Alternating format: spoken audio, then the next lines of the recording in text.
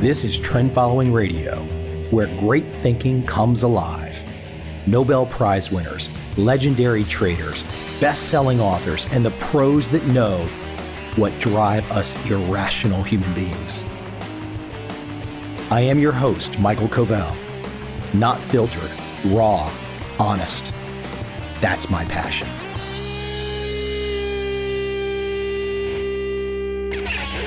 A little best of for your summer listening pleasure, July 2022. My first guest, he worked for Steve Jobs of Apple computer fame. A great story. My second guest, a psychologist who has something to say about why we forget things when we walk through a door.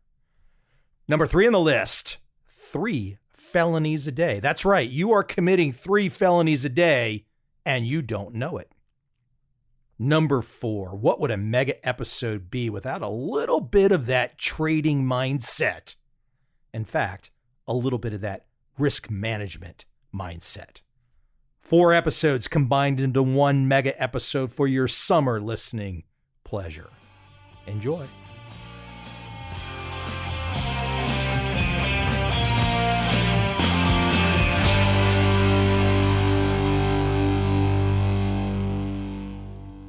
I have one of those behind the scenes guests today, Ken Covel. Ken was on the ground floor right there in Apple's heyday, the golden age of Steve Jobs, directly responsible for the innovations, the insights that allow us to use, for example, the keyboard on our iPhone. Ken's background is amazingly not expected. A liberal arts guy. And in his work, he really explains that symbiotic relationship between software and product development for those that have never even thought about programming a computer. It's one of those behind the scenes accounts where you just say, wow, how cool that Apple pulled everything off. And even further, you can't help but say, even with all the positive things said so far, wow, Steve Jobs was an amazing guy. I really enjoyed this conversation with Ken Covel, talking his new book, Creative Selection, Inside Apple's Design Process During the Golden Age of Steve Jobs. I hope to have him on again, but to start, please enjoy our first conversation.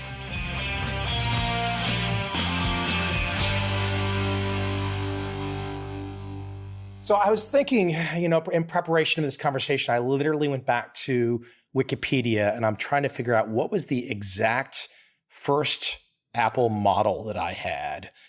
And I think 1990, it was either an LC or a Classic. I've never owned a PC. I'm a very, very biased interviewer for this conversation today. Never purchased one PC in my life. Well, as an Apple enthusiast and a former Apple employee, I'm glad to hear that your biases run as they do. I was thinking, though, back to the early 90s for me, as an Apple owner, a Mac owner back then, boy, I used to catch some flack. It was like, oh, you've got a toy. Isn't that cute? Look at the graphical interface, da-da-da-da-da. And it was always this kind of snarky, snide, but that's not a real computer. That's not real technology. What you really need is this DOS screen. And I just chuckle now because it seems so like yesterday that the tech intelligentsia was DOS, DOS, DOS, DOS. Boy, how times have flipped, huh? Yeah, things really change. The technology does go through these periods where the accepted level of a professional tool changes. I think that, well, it's clear that before DOS and PCs became the accepted norm, before that, you needed a room-sized computer. Those lab technicians with the white jackets in the air-conditioned room with the raised floor, keeping those big pieces of iron running, were looking at those desktop machines and saying, what are you going to do with that? It's a toy. Personal computer. What are you talking about? Perhaps a simple way to sum it up would be maybe Moore's Law, but I think it's more than that. It's what people can get out of the machines and what design, the development side, it gives people as a tool. As the quality of the tools get better, yeah, what people can do with them begins to seem more toy-like. I guess it's not surprising given to what we as outsiders know about Steve Jobs, but I can feel it in your voice already. And I think one of the themes of this conversation is the bridging, and this gets back to kind of making fun of DOS, but under Steve, Apple, it was the bridging of the liberal arts with the tech. And I can see that in your background too. Your background is not a guy that was sitting there like Bill Gates at 13, just coding pure code. You were living an interesting life in a lot of different things. And then you made your way to Apple. Yeah, I didn't come to technology through any direct means. My only college degree is in history. I thought that I was maybe going to be a professor and teach the liberal arts. But then I also had this real love of photography. My parents had a darkroom in my house from the earliest age. I remember them developing pictures. They always had cameras. When I got older and in college, I also spent a lot of time in the art program and a lot of time in the darkroom myself. It was right at that point where, in order to do really high quality photography, you needed to use the old style chemistry. Digital cameras were just coming along. But again, I mean, going right along with along the same vein is those first digital cameras were toys. And now, of course, things are entirely different. So I had these different interests, but neither of them were in the direction of technology. It was history and photography and art. And then after I got out of college, I went to Japan and became interested in learning about different cultures elsewhere. I photographed a lot. I spent some time teaching English in Japan, and took all of that experience with me back to the United States and entered a Master of Fine Arts program for photography. But then there was a single night when I was in that art program where I was taking this elective where we were looking at what we could do with computers and photography. And the professor showed me the World Wide Web the first time. What year? 93, 4? Yeah, it must have been 1994, late 94. And so at that time, Yahoo was one of the first websites that he showed, but it was text only. If I'm not getting the dates exactly right, we could probably go back in the archive and see, when did Yahoo still have just a text only directory? And that's what I saw. And yet it was the most amazing thing. I went home from school that night and I told my wife, I said, "Hun, I just saw the most amazing thing, and it's called the World Wide Web." And soon after that, I decided I needed to get this in my life myself. So I actually went down to an ISP. I had to go down in person to an ISP, an internet service provider.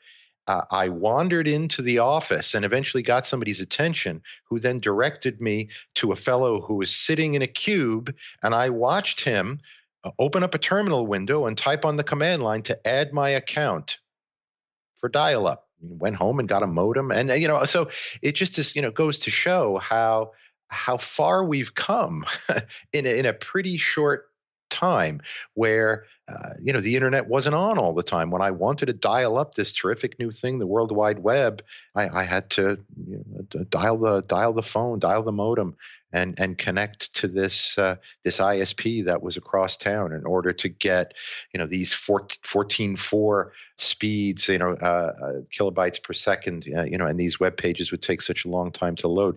Which again is just perhaps it's a long way of saying that I'm old, but it is another way of saying that it wasn't really that long ago where everything we take for granted today about the tech world wasn't quite there yet. You just kind of join that up with this other conversation about my background. Once I saw that, I went in steps to figure out, how do I get photographs showing up on the web, and then how do I make websites, and then programming for websites, databases and websites. And And just one thing after another, I was doing programming.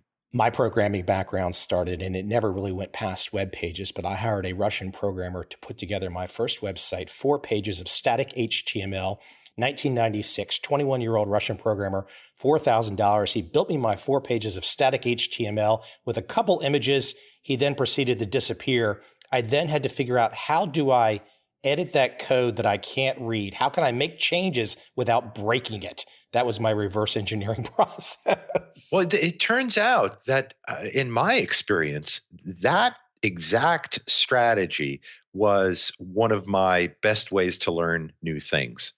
You start with something that works, that you don't understand, and you start tinkering with it, saying, well, if I poke it like this, if I poke the input this way, how does that change the output, right? And then you try to join up. If the output then doesn't look right, you try to go back to the input and figure out, well, how could that result? How could that change that I made on the input side produce that result on the output side? And then repeat again and again and again. I mean, there's no real magic to learning how to do something new. And I've found that throughout my career, learning and implementing tech, even at Apple. Curiosity, probably the number one thing, right? You have to be curious about how it works. I can change this. I can tweak this. It keeps working. Oh, I can do this. I can make a better change. Boom, boom, boom. Yeah, I mean, you have to want it. You have to want to figure it out and know how to do it. Try to explain to yourself how the technology works. And really, it is things like HTML and things like programming even in C or C++ or Objective-C or even Swift now, the Apple language of the day. All of these things are logical at their core. They're learnable, but you got to want it. Let me get you to a terribly interesting book. I must say, I love the first person narrative. I don't know how you saved all these recollections to put it together and really kind of make me feel like I was there beside you watching this unfold. Quite fascinating, really. I mean, a great historical piece with timeless lessons for us. You've got an interview. You're going to Apple. It's a big deal. There's been a lot of success already. Put the date for me, put that interview, describe that opening day, that opening meeting, and then getting the acceptance. Yeah, this was in 2001. I had worked at a series of startups before that, and none of them had been successful. And so I was looking to Apple as a safe haven, even though 2001, when I was interviewing, this was the late spring of 2001. So May, April or May. At that time, Apple had not even yet released the iPod. So the Mac was Apple's main product still. But as we were talking about earlier, with the dominance of Microsoft in everybody's mind and in the market, so Apple had a 5% market share. And so we think of today as Apple as this tech titan, but back then it was an underdog. And yet still, to me, in comparison, it seemed like this stable company that had products. And Steve had, by that time, he had returned to the company probably about 4 years earlier and had managed to turn the company around, and it was profitable. So Apple looked like an attractive option to me. So this interview, I was really nervous because Apple seemed to me to be a real company. And I had always loved Apple products from the moment that I saw them. My first experience with Apple computers was when I went to college in 1984. I went to college in the fall of 1984, and the Mac had been released in January of that year. Going to Apple was like, well, it was the big time. It was a famous company. It was much more nerve-wracking to interview there as compared to these startups. So I met a fellow there. His name was Scott Forstall. And at that time, he was a middle manager and was leading the team that was responsible for the user interface frameworks for Mac OS X, the new operating system that replaced the classic Mac operating system. To give some of your listeners some sense of what that means, if you're not a programmer or a technologist, this was the high-level software, the software that put the windows and buttons on the screen. It was the software that in order to make it, you needed to work with the designers who would be designing the graphics and the animations and the look and feel of the system. So I was at that first engineering level underneath the designers, helping them implement and make the system usable and implement the features that would make the Mac intuitive and pleasant to use. So it was really nerve-wracking because I really wanted the chance to make a difference on these products that I had liked for so long. And you did not know at that moment in time, I don't think there was any press or PR about it. You said pre-iPod. So you had no knowledge of the iPod about to come onto the scene. No. And after that interview, I was hired, thankfully, and my job right away was to make Apple a web browser. Because at that point, Microsoft Internet Explorer was the default web browser for the Mac, and Apple wanted a web browser of its own. I was hired to do that along with one other fellow.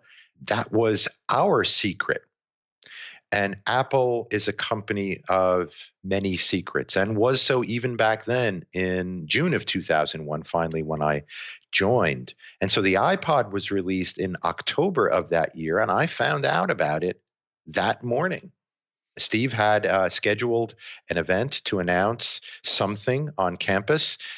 There was a press event that was videoed for the world to see, but then that was also broadcast on a closed circuit in the campus. And so there I was sitting in the cafe, which the tables had been pushed to the side and a little theater made, and I was watching on a big screen, and I thought it was amazing. 1,000 songs in your pocket. It was amazing. I dashed right back to my office from that event, and I ordered one immediately. Actually, if I just reach over here, I'm actually holding that very first iPod in my hand right now. I have it. I have it on my desk as a remembrance of that product that set Apple on the course to become a personal technology company, to transform it from a computer company to really the next level, where people out in the world are going to be using Apple products that they don't think of as computers.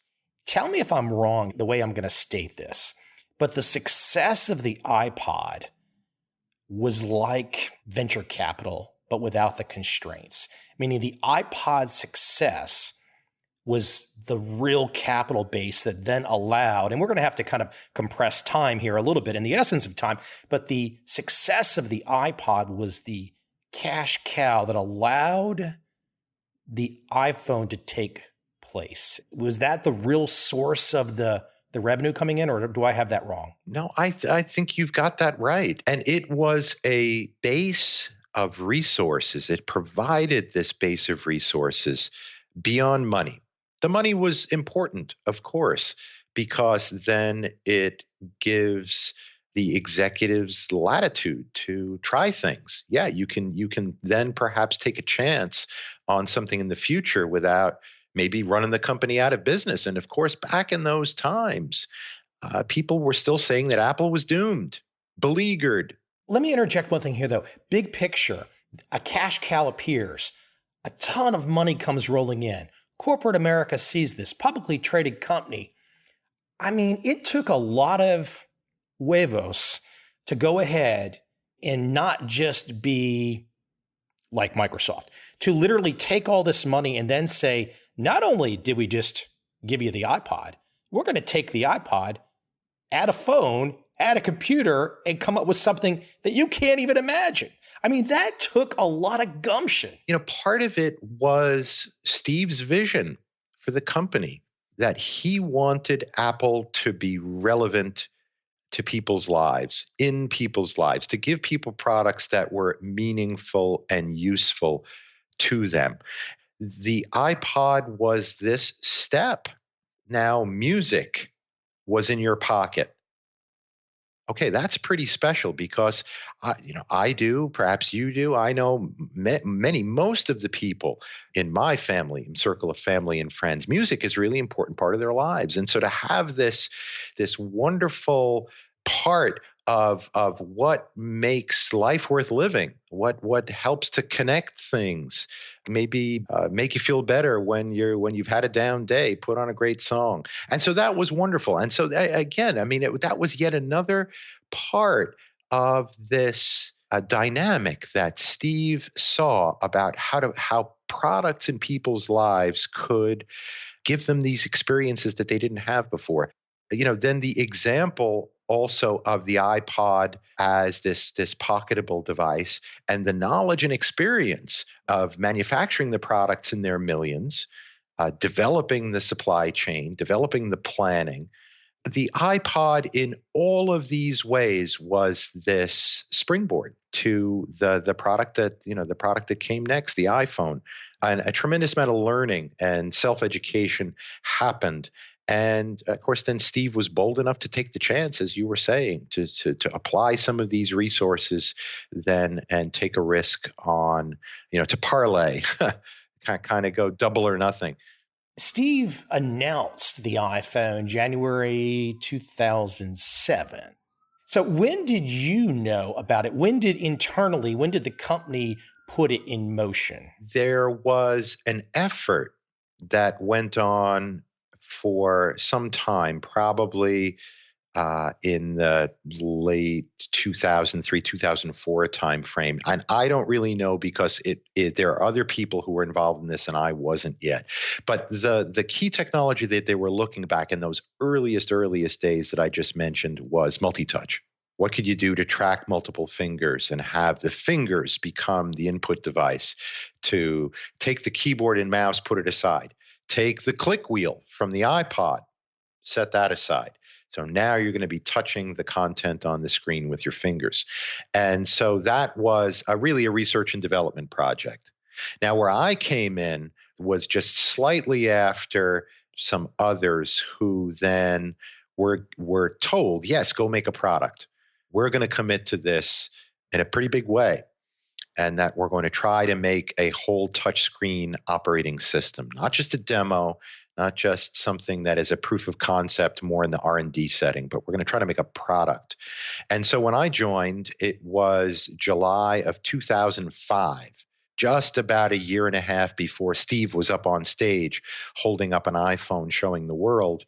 I joined the team, and by that point, there were about 6 or 8 other software engineers and probably about 8 or 10 software designers. And again, like I described before, we were joining to make that top level of software, put the buttons on the screen, make the animations, give people the design, the interaction models that would make the touchscreen operating system work. And what's so amazing about what you just said there, the buttons on the screen. Now, maybe young people, a lot of millennials won't recall, but buttons, little clicky chiclet type buttons, this was the BlackBerry. This was life for everyone. I mean, this was a huge innovation to go to the touchscreen. Yeah, and this part of this is, well, all of us who are working on the software team had our own struggles in this area. My own struggle was to make the software keyboard. And what you describe about the BlackBerry and it being the model for everyone was really, it came to be the biggest challenge for me during that iPhone project was I had to make a keyboard in software, not in hardware. The iPhone was never going to have a keyboard like the BlackBerry. There were no designs to make the little chiclet plastic keys. The keyboard was always going to be in software. And the key aspect to that, sort of pun there, was that the keyboard could get out of the way. If it was in software, it could slide off the bottom of the screen. Thereby, when you weren't typing, that screen real estate could be made available for apps. And so you could play a full screen game. You could look at more email in your list, right? You can see a full screen photo. And so it really opened up the potential of the device to be something new and different. Can I interject one point here too? And I don't know the exact timing of his statement, but just to put this in context about how revolutionary the project that you were working on, in particular, the keyboard, you had billionaires, world-renowned billionaires, the heads of companies, guys like Steve Ballmer, who were pretty much making fun of the idea of this, that this could never be a tool for serious business people. It's true. It's hard when you're shown something new and different, particularly if you have a psychological, an emotional, a financial, a corporate investment in the status quo. How did you feel at the moment, though? Here you are, you're a relatively young guy. You're in the middle of creating a software-based keyboard for a touchscreen phone. You then can read the papers and read the magazines like everyone else. How was the enthusiasm kept inside Apple to where you could be so excited that this was going to happen and that you were going to top the thing that was out there that was making billions of dollars for BlackBerry?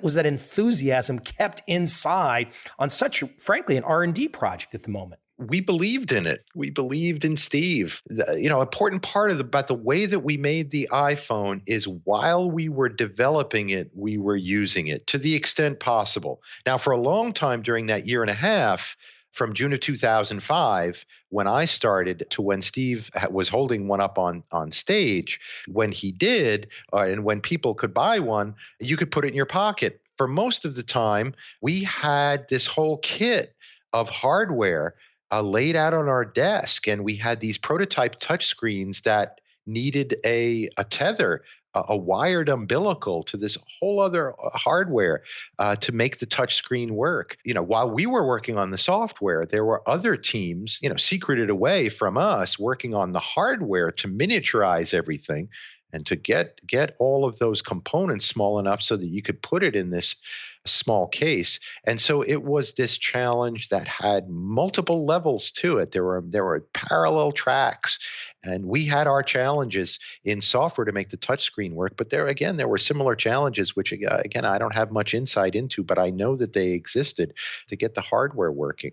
And all of us, we just believed in it. We had faith that if we just kept going, we were seeing the steady progress. So we just kept going. I think it was your second demo with Steve, I believe, and this is for the keyboard. Can you set that stage? I mean, look, we can't describe it exactly as you do in the book, and the book is fabulous for laying that scene out. I felt like I was there. I'm not trying to directly sell you books, but I really felt like I was there with that scene of you on the demo for the keyboard and setting it all up. So here you're a guy that you've been working on this for a long time, and there's a whole process for how you will then present to Steve. Why don't you set that up to the best that you can? Showing work to Steve was a critical aspect to our whole process because getting his approval was necessary. He was involved. He was involved in a way that's different than I think a lot of people picture in their minds. Steve did not write code. He didn't design graphics. Yeah, maybe he knew how to use Photoshop, but he certainly didn't produce designs by himself. What Steve was an editor. He created the assignments and then gave them out to his staff, eventually to people like me, an individual engineer writing code. Then he evaluated the work that came back. And how it came back was we had what I like to think of as a pyramid of demos. So whenever I did a little bit of work, I would create a demo, so a prototype, something that somebody could try that showed an idea that I had for a new software feature. I'd say maybe even use the keyboard as the example. So I made an improvement to the way that keyboard autocorrection worked. In order for that idea to move ahead, I had to put it in a demo that people could try. And first of all, the fellow in the next office would try it. He would give me feedback, and if he liked it, hey, maybe we'd move on. But a lot of times, most of the time, there was, a response. Maybe it could work better if you changed this or that or the other thing. Maybe there was a complaint about performance. Maybe the software didn't work fast enough. Maybe it worked well, but not fast enough. There was a bit laggy. But then from there, this process went on. So we had many of these individual, one person showing another person in the next office a demo. And once we got to a high enough level of polish at that level, it went up to the next level. We showed a manager of our mutual manager. Then it would go to that manager's manager. Now, we didn't have a lot of levels. There were only about 3 or 4 levels always between me and Steve. But eventually it would get shown to the fellow that I mentioned earlier, Scott Forstall, who at this point, kind of fast forwarding from that interview in the first day in 2001, by 2005, he was put in charge by Steve to be the executive running the development of the iPhone operating system. So I'd show the work to him, and I needed to get his approval and the approval of the other people on his staff, software engineering manager and the design manager, and then they would approve to show to Steve. And these were pretty formal, very, very tightly organized, orchestrated demonstrations to Steve. Because one of the aspects of showing to Steve was he didn't want even the a tiny fraction of the description that I'm giving to you now. When he saw work, we had to show it to him almost like it was a product lying on a table in an Apple retail store, and he was a customer walking in from out of the blue without knowing a thing about it. He wanted to pick up the product and look at it and try it and see if he could figure it out without an engineer like me telling him about every nuance and every detail. He wanted the work to describe itself. And so then the last thing I'd say about Steve right now is that he could be really intimidating. If he didn't like that experience that I'm describing, he came in and looked at this work. If he thought it was not up to standard, he would say so. He could be kind of scary because his approval was so important. His taste mattered. His vision for the company and for the products mattered. For me, in order to get my work out into a product, it had to get through Steve and had to pass those rigorous standards that he held out. I love this one line that I jotted down from your work. The demo was my question. Steve's response was the answer. Yeah, that's how it was. He was like the great oracle. You would go to him as a supplicant bringing your question. And his answer was the word of the company. Now, there's another really interesting aspect of it. His word in the moment held, but he might change his mind, even sitting right there. Sometimes he would say a sentence, well, I don't really like that thing. Wait a minute, maybe I do. Because, again, when you're exposed to new work, sometimes things just hit you. And it takes sometimes a few seconds, sometimes a few minutes. Sometimes he would completely shoot down a demo one week and then come back the next week and say, I want to see that thing I shot down last week again because I've been thinking about it all this week and I can't get it out of my mind. There's something there that we need to explore. His vision drove a lot, and his vision was kind of like an example for the rest of us. We tried to, at each level down further in that demo pyramid, try to use his example in our demos.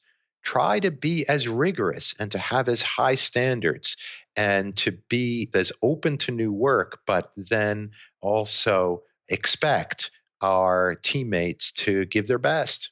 What I've loved about your work is that with so many movies about Steve, so many books, and look, the public, at kind of this 35,000-foot view, loves the tales of drama, the mercurial guy that might have been mean to someone or said something nasty. And I'm sure these things are true. And I'm sure there's probably ways, even in hindsight, maybe he wishes he could have said or done something differently. But what I always have thought to myself, why are we so fixated on those things? They've got to be the tiny elements overall. And I think your book lays out where the real detail was, the real genius was. Okay, no one's perfect. No human is perfect. We can say Steve got mad at people. Steve had a temper, whatever.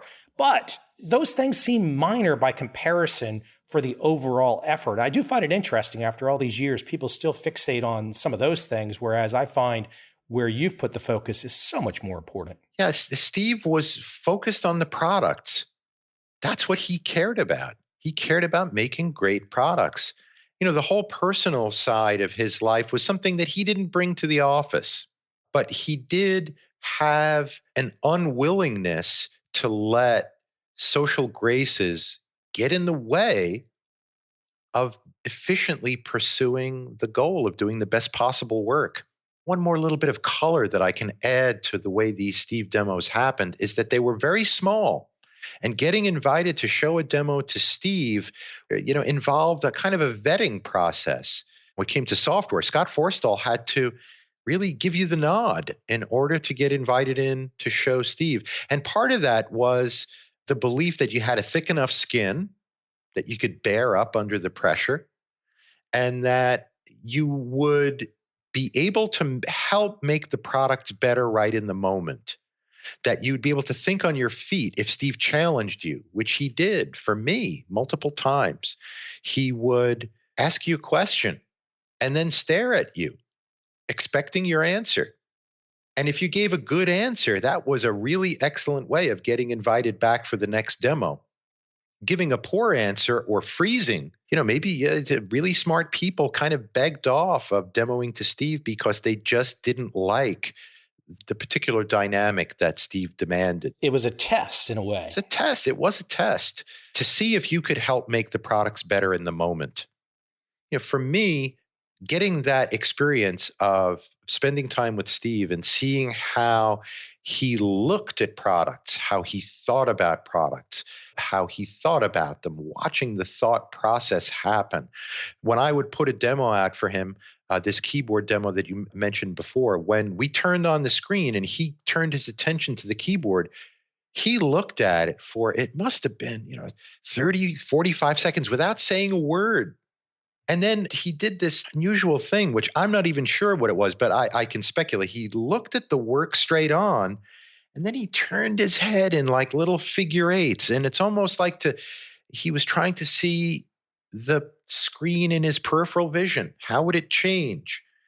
He just had this unique vision and this completely individual approach to the work. And to me, it was inspiring in the moment and has been all these years later. You mentioned also about that particular moment that he was completely present. Now, completely present for somebody who has spent a lot of time in a Buddhist country is kind of a buzzword. It's like a blinking light. I don't necessarily know if it's a blinking light for all of us Americans, but completely present is a real tell sign. Why don't you explore that a little bit more, what you meant? He could concentrate and focus on just one thing.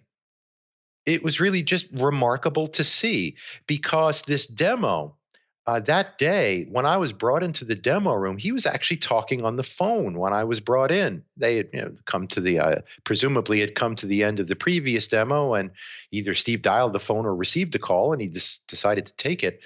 So they brought me in, and he was still on the phone.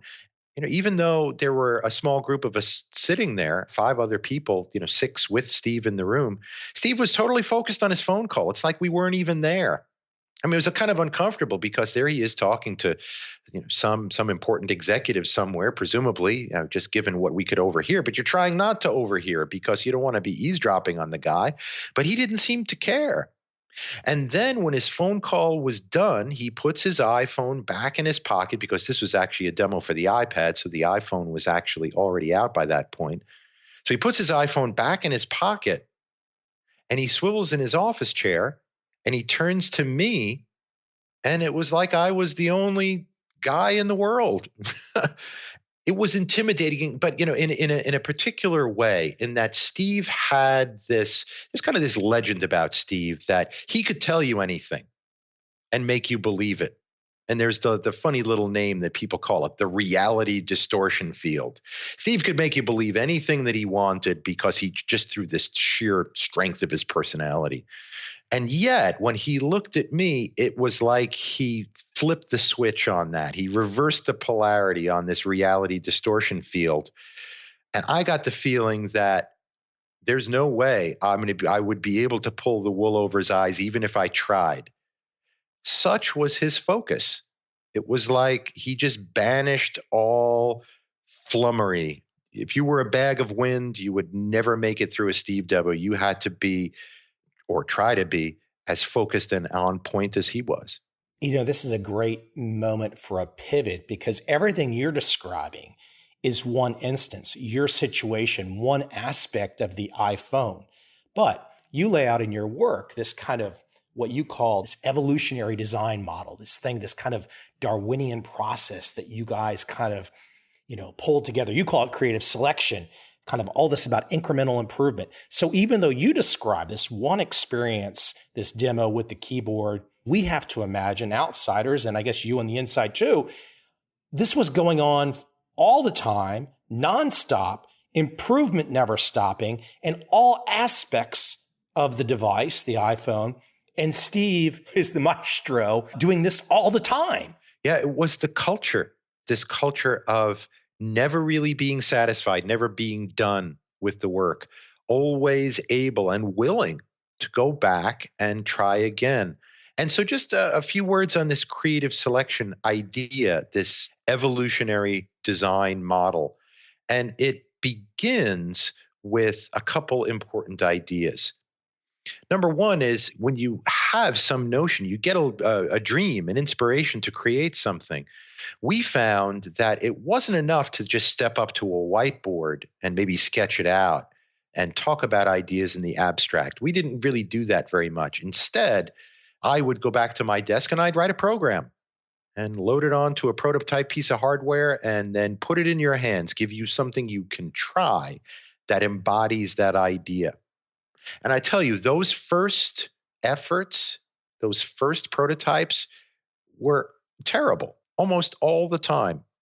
And yet they did manage to show something, some aspect, some kernel of the idea. And that was the jumping off point. We would start there to then figure out ways to improve that demo. What could we do to make it better from where it was? Is it perfect now? No. Okay, then what are we going to change about it to make it better? And then, again, kind of this demo pyramid, get this feedback, gather up these responses, and then go make the next demo. Start with that first one, make the second one, try again, do another demo. Through this incremental process, round after round after round of refinement, that then stepped up to the managers, the executives, and then to Steve himself, we evolved great products from these humble beginnings. The way you describe the culture, so different than your peers. Now, when you're inside and that culture is evolving and developing, this evolutionary culture, all this experience building on top of one prior experience, did you guys all know how different that was than all the other firms in Silicon Valley? Or how was that thought of inside the company? It really was an embodiment of Steve's approach. He wanted to see demos. That's what he wanted. As a result, we developed this way to produce demos on a regular basis. That's kind of it. I mean, it's not like there was ever any deep realization that this was going to give us the results that we were looking for. It was really more a matter of Steve's asking to see demos. What do we do? Every Monday, he's going to want to come in and get a look at the latest software. So we need to make new stuff. As I think back on those times, it's like we engineered and designed our process at the same time that we were engineering, designing the products. And then, of course, you've got the feedback from customers coming in too. And then you've got feedback from success. And then that starts to build as well in terms of the direction that you might continue to go. Yeah, it ties into this aspect that you raised before about the iPod, this seed fund, this internal venture capital dynamic where you simply base what comes next on what's come before. I think that it was just a very pragmatic approach. We didn't think too much theoretically about what we were doing. It was all a matter of, okay, well, the iPod's successful. What comes next? Boy, we've learned a lot from it. And hey, boy, there's this multi-touch thing. And wow, batteries are getting better, and so are CPUs and GPUs. What interesting software might we be able to write? Yeah, just one thing leads to another. Whereas I think Steve had a vision, and I think that others of us, like me, tried to follow in his tracks. It was really more a matter of looking at the work in front of us rather really than worrying about, is my vision up to Steve's caliber? It's really more a matter of, how can I improve this demo that I've got in front of me right now, and just keep doing that day after day. And that actually proves to be a pretty effective way of creating that vision, creating those wonderful results that you're looking for. The audience will have to go take a read, but you described 7 elements to Apple's software success. You mentioned 1, inspiration, collaboration, craft, diligence, decisiveness, taste, and empathy. The 3 that I find interesting: craft, taste, and empathy. Again, back to my opening salvo with a liberal arts education. Those are not things that your typical kind of guy on the spectrum programmer at 13 would ever think about: craft, taste, and empathy. That is a completely outside the tech perspective. We used certainly the word craft quite a bit. We thought about the care that we were putting into the work. I describe craft as using skill to achieve high quality results and always striving to do better. As a person writing code and working very closely with designers, we would sit there. I would sometimes sit there with the designer, and we'd look at an animation that maybe lasted 0.3 of a second. Well, would 0.298 be better? And we would try it. And what about 0.250? Let's make a big move, right? 50 milliseconds was considered a big move. And we would try these. We would hone in from 250 to 300 milliseconds and maybe decide on one of those ends or something in the middle. But it was a matter of just iterating and trying and applying a craft person's approach to creating these digital objects. I think you might know, maybe you're going to read my mind and see where I'm going from your work, but this chase for perfection, the craft, the perfection, you tie in something that people might not expect, which is the power sweep. And for those football fans that might not recall it, it's a little before my time too, actually a little before your time, but Vince Lombardi. So Vince Lombardi and putting together a web browser. Tie that in for people as we wind our time down. I watched a lot of sports growing up, and you're right. Vince Lombardi is a little bit before my time. History is a big part of my background. I learned about him. And I learned about the way the Green Bay Packers played football in the 1960s, and the way that Vince Lombardi turned around the Packers from a team that was mediocre at best for a dozen years or more. And within a couple of years, he turned them into a championship caliber team. And the way that he did it was he focused them. He told them, look, fellows, we've got one play that we're going to run. And we're going to run it again and again and again and again. We're going to hone this play and refine it. We're going to perfect it. So much so that when other teams know it's coming, the defense and the other teams knows that the offense of the Green Bay Packers is going to run the power sweep, that they're not going to be able to stop it. And this sort of goes against some notions of, right, Sun Tzu, right, all warfare is based on deception. And, offenses and defenses in sports are often modeled on that. But Lombardi said, no, if we can execute this play well enough, other teams won't be able to stop it, even though they know it's coming. And the aspect that I took away from that was the focus on one thing.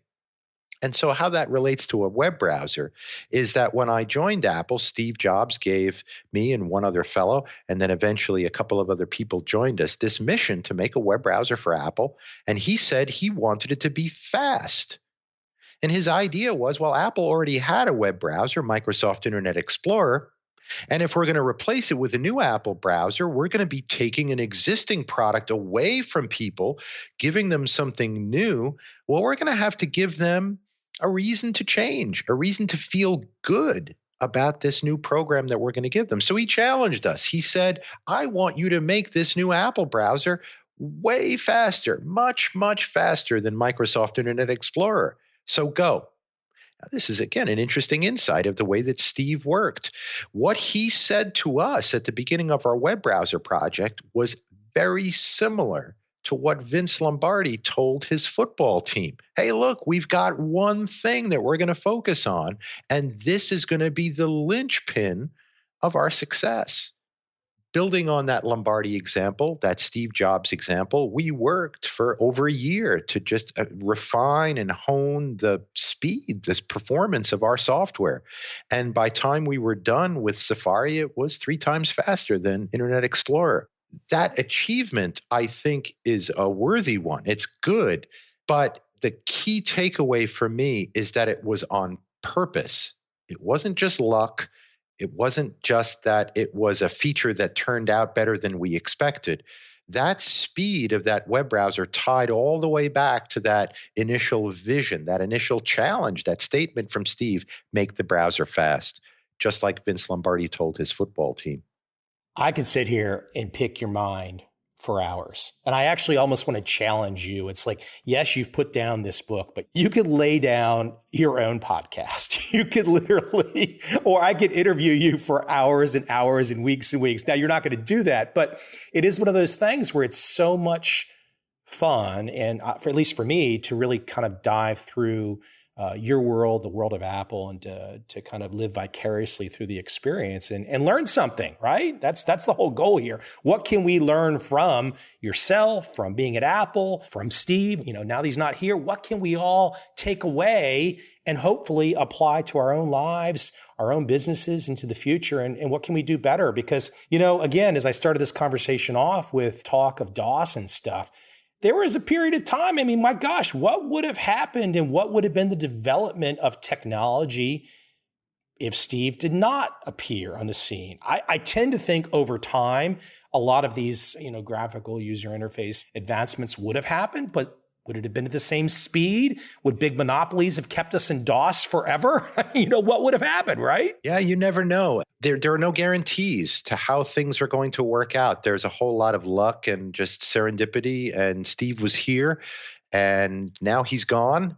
But he had a wonderful effect and set an example for how to make great work that through my book I've tried to relate, because I got a little bit of a closer look at it than probably most, if not all, of your listeners. You know, now that that period is passing into history, I thought it would be a good idea to give voice to it and to show and tell a little bit about what those times were like. Are there any companies or people beyond who is still at Apple that have really taken the Apple inspiration and gone those types of directions, at least from your perspective? Well, it's interesting. I think that the culture of Apple continues. Things change, of course, and things evolve, and as they should. In some ways, it is maybe doing those companies that are really executing at a high level now, maybe even doing them a disservice to relate them back to Apple and Steve. What I'm looking for is people and companies coming up with new ideas and perhaps even new models for doing work that are going to make what we did at Apple seem like the Stone Age. I think we're all going to know it when we see it. I hope so. Well, I got to tell you, as a guy who's done a podcast for 6 years, 700 episodes, if you could see my jerry-rigged situation for pulling a podcast together, I need the software engineering talent to tackle this scenario because it's not seamless to pull off a podcast yet. That's for sure. You know, it's also a matter of testament. Use what works. Yeah, it's true. And focus your attention where you think it's going to give you the most benefit. Absolutely. I don't try to have any bells and whistles. I want to use what works, be efficient. And if it's the best that I've got right now, that's what I do. Ken, I appreciate you taking the time today. The book, Creative Selection Inside Apple's Design Process During the Golden Age of Steve Jobs. Fantastic stuff. I appreciate you taking the time today. Where can we send people? Where can they go? What website? What Twitter handle? My Twitter handle is my last name. That's KOCIENDA. If you want the book, you can go to your favorite book vendor and type in Creative Selection, 2 words. If you want to go directly to my website, it's creativeselection.io. Ken, I appreciate you taking the time again. Fantastic stuff. Very cool. Thank you. Thank you.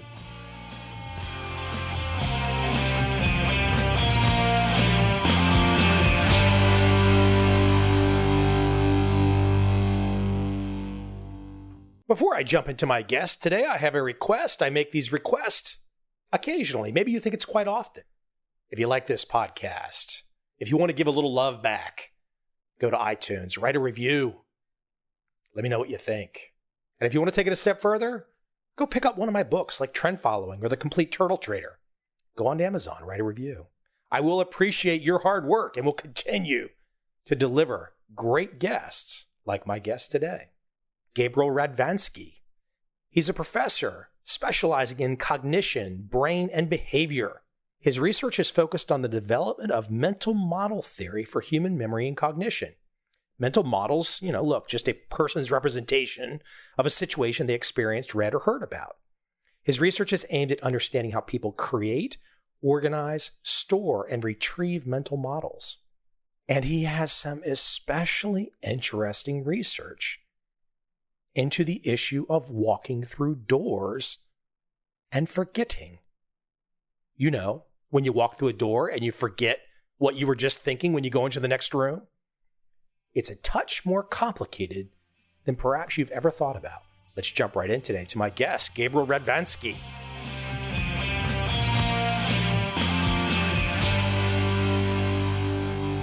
In advance of our call, I started thinking about architecture, which is probably not a surprising thing to say given your work. And so I started thinking about one thing in particular that's kind of close to my heart. I started thinking about Wall Street trading floors. And Wall Street trading floors for years have been these open air environments, people sitting side by side, very not closed in, not walled off. These guys got all the money in the world. They could be in their own little private offices. Why do they have to be next to each other? But going through your world, I'm starting to think to myself, have some of these folks figured your work out? Maybe not scientifically, but maybe just kind of realized over the years that their productivity, hence involving their cognition, their memory, was increased when they're in these open air environments versus closed environments. Yeah, I can see. I haven't thought about it in terms of that particular example. Clearly, when you don't have to switch from one event to another, you can hang on to some of the information. Thinking about that example, what your idea of a location is and what your idea of an event is much more fluid. You can either have the location just be you at your particular spot right there, or you can expand out to something larger. So, thinking about my office here, I can be sitting here in front of the computer, or I can be over up to the side at the table, or I could be, those be two different locations, or I can be in my office, which is one location. And that's one of the advantages of the whole event cognition approach. It's the advantage and it's the disadvantage in that the definition of what is a location, what is an event is kind of fluid, kind of slippery. That's apparently how cognition works, that we can switch between different levels pretty easily.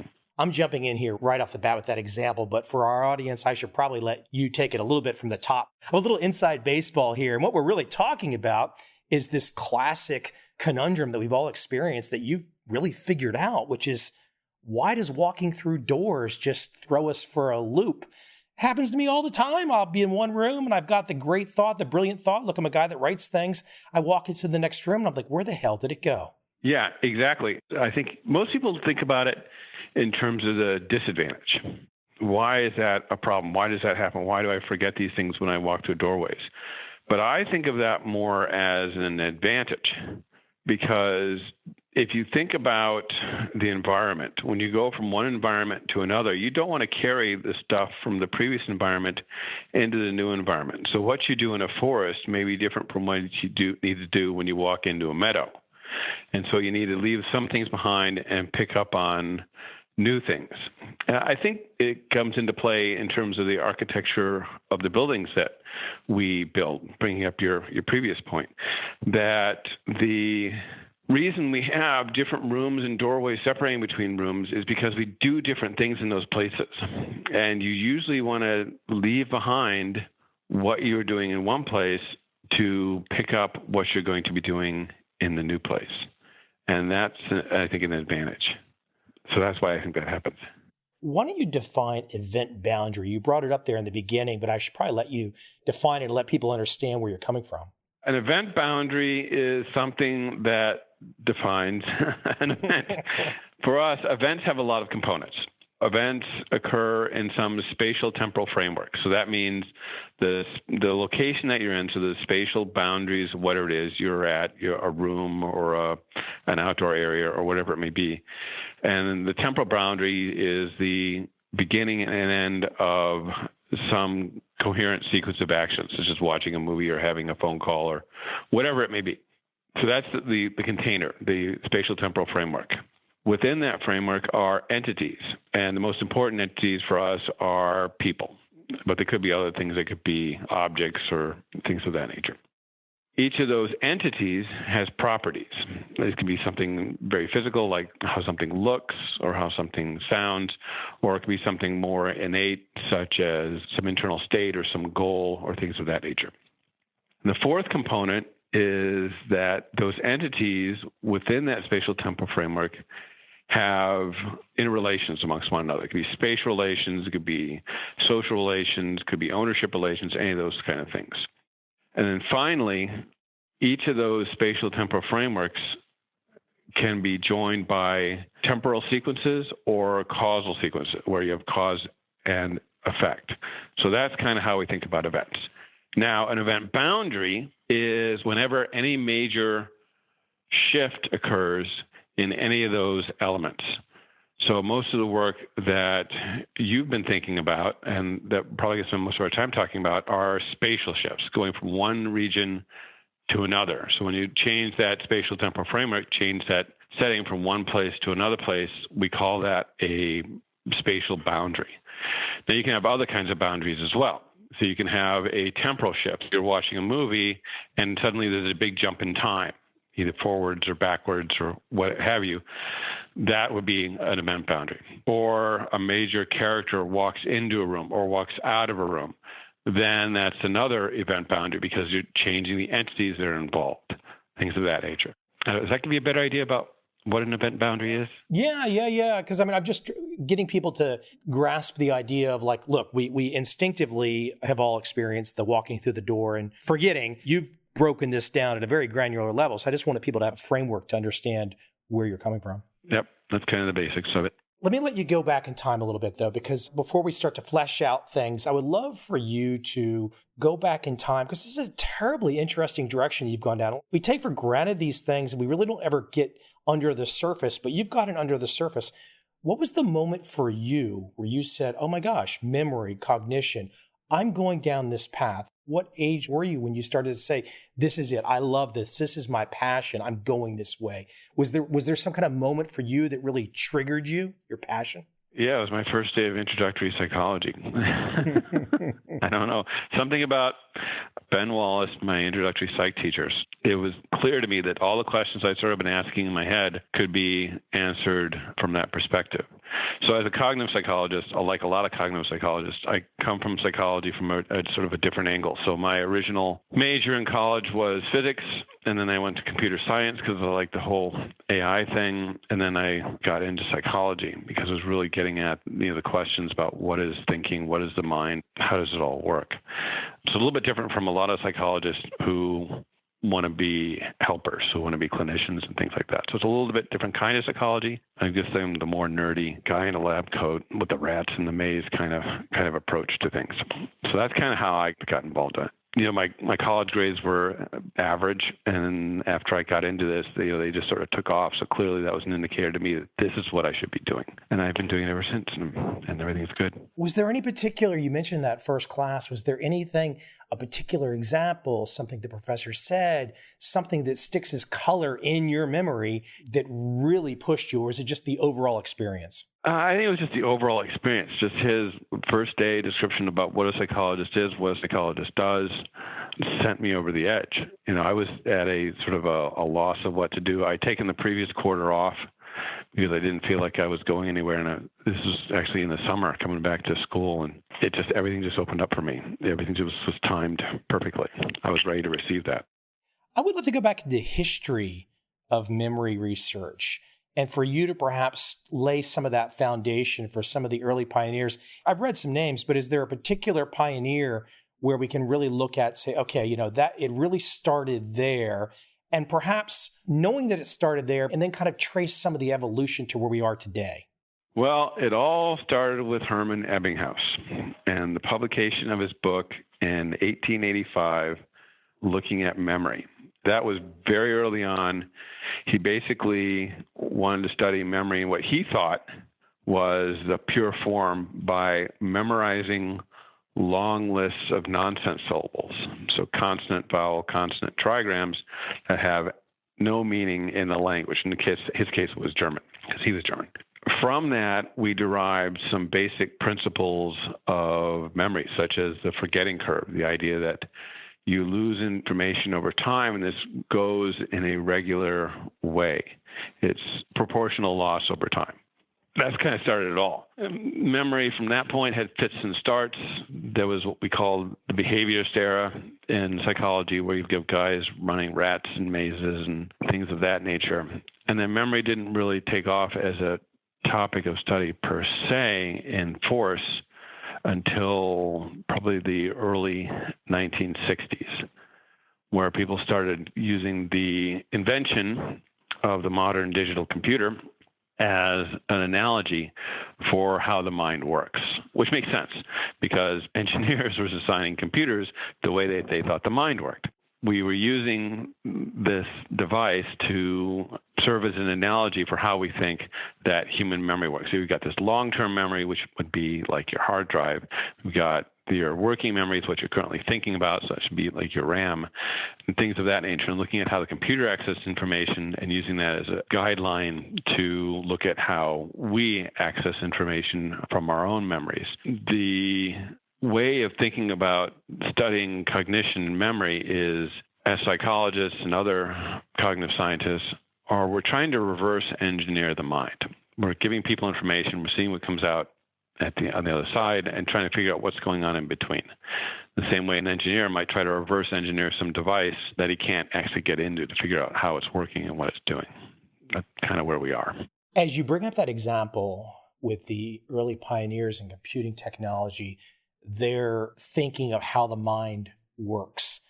Given that basic, and we can all kind of think about the basic operations of a typical computer, hard drive, RAM, etc., how closely do we think we are in terms of understanding? Because I know there's been some over the years, and I believe some thought where, okay, there's some silos here, so to speak. I'm using my own jargon, but then hold on, memory's everywhere and then it's nowhere. But then I guess some of the newer research would say, hold on, there is a regional component. Can you elaborate there to give people a better handle on what's going on? In terms of how we represent memories? In terms of the storage of memories, what we know about that. And you brought up the idea of the early computing and what scientists thought our minds were working like, and say, oh, this design computers like what we think our minds are operating. Were we close at all? Yes and no. What's sort of guiding the way we think about memories is what has been called a literacy metaphor. That memories are like pages or like books that they're sort of discrete and they're there as a whole. And that's not how it works at all. I mean, our memories are very fluid, very flexible. So we're basically still at the very early stages, just trying to quantify the characteristics of memories, what their shape is and how they can alter themselves as need be, depending on the demands that the person is dealing with at the moment. Several decades ago, there was this push to shift from the computer metaphor to what they call the brain metaphor, where memories are in the connections among the neurons. And nobody really knows what pattern of connections would correspond to a given memory, or how big a memory is, how many neurons a given memory might require to represent, a trip to the beach or something like that. We're just not there yet. We're still at the level of trying to figure out what the various components of the brain do and how those are involved in the processing of information. Let me give you an example here of what I'm talking about. This builds on some of my more recent work. So I told you before about back in 1885, Ebbinghaus had this forgetting curve, which is this negatively accelerating function. So basically, the more time that's passed, the more information that's lost in a proportional sense. So, and people thought for over 100 years. That it was just sort of this continuous process. The more time that's passed, the further away you get, the less you're able to access that information. And what I've been finding is that isn't completely true. One of the things that I've found that's been particularly striking to me and to people I've been telling about is that there is this gradual loss of information that sort of levels off until about a week, about 7 days later, and then it gets worse again. So it's like there are these two phases of memory retention where people are losing information, it levels off, and then after about 7 days, it starts picking up again. So it's like this two-phase process, which most people didn't notice that because they were looking at very short-term or very long-term, and nobody really looking at something that spanned that. So that's why I don't think that was discovered. And that's interesting in terms of how information is represented in the brain and the mind, is because that sort of maps onto one of the things that we think about is going on in terms of the long-term storage of information. So the idea is that initially the hippocampus is very involved in retaining and holding on to information, but the very long-term representation of the information is going to be beyond that and sort of stored cortically more broadly. And the idea is that 7 days is when information is being held or maintained in the hippocampus. And that after that period of time, those memories become disrupted. And what you're left with is just the cortex. And what we're seeing behaviorally is something that maps on to this neurological shift. And I think this is also something that people in their everyday experience have some sort of intuition about. So in experimental psychology, we are very clear to define what we call short-term memory as being something that lasts 30 to 60 seconds, things that you're actually thinking about. But that's not how people use that term typically in their everyday conversation. When people are saying they're having short-term memory problems, they can't remember things over the short term, they're usually talking about something that's a much longer period of time. I have some data that I actually collected last week showing that tends to map onto the 7-day shift, that most people, when they use the term short-term memory, they're talking about a few days. And if you ask them to give a number, the average of that is pretty close to 7 plus or minus 2 days at which they can remember things. So just like people have that everyday experience of walking through a doorway causes forgetting, we also have this sort of everyday intuition about the shift and the change in the nature of our long-term memories. And that's sort of getting at the representation of things. How are things being represented in different parts of the brain over different periods of time for different purposes? I've got a great example. At least I think it's a great example. It's very personal to me. I want to share it with you just to get some feedback. I'm sure you've heard these stories many times. You just said that, we've got this intuitive feel about things. And, you said, well, the more time that's passed, we're less able to access, and that's not necessarily true. I should share with you, in the last 5 years, I've had a chance to spend most of my time in Asia. It's been an interesting experience, relationships, ups and downs, all that kind of stuff. Fantastic exposure to different things. But, over time, it starts to dull. That's one point. The second point, 10 years ago, I had a book come out, a true story about a trading story. Both of these events, the living in Asia and this trading story, both have inspired me this year to develop film scripts. And what's been amazing to me is that when I like to say this kind of intensity and passion hits, things from my memory that I don't know where they are coming from appear. And they weren't appearing before the project started. They really weren't like jumping out at me. I wasn't thinking about them on a daily basis.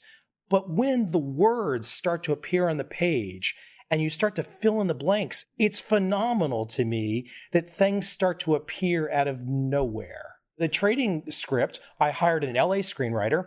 She comes up with a first draft, and it was based on my book. I look at it, it was great structurally, but she can't be expected to have the same level of detail that I know about the story. When I saw her script, it was like I would see a line and all of a sudden I'd be like, oh my gosh, that line she wrote is okay, but my memory puts this instantly there and it's 10 times better. And she agrees with me. And she's probably thinking, where did that even come from? And I'm not sure where it even came from. That's one of the things that's really fascinating about memory. So one of the things that's frustrated me about the scientific study of memory is that it tends to focus on relatively short-term things that are hard to remember. Well, I think that comes from education. Education is basically focused on trying to learn things that are hard to remember.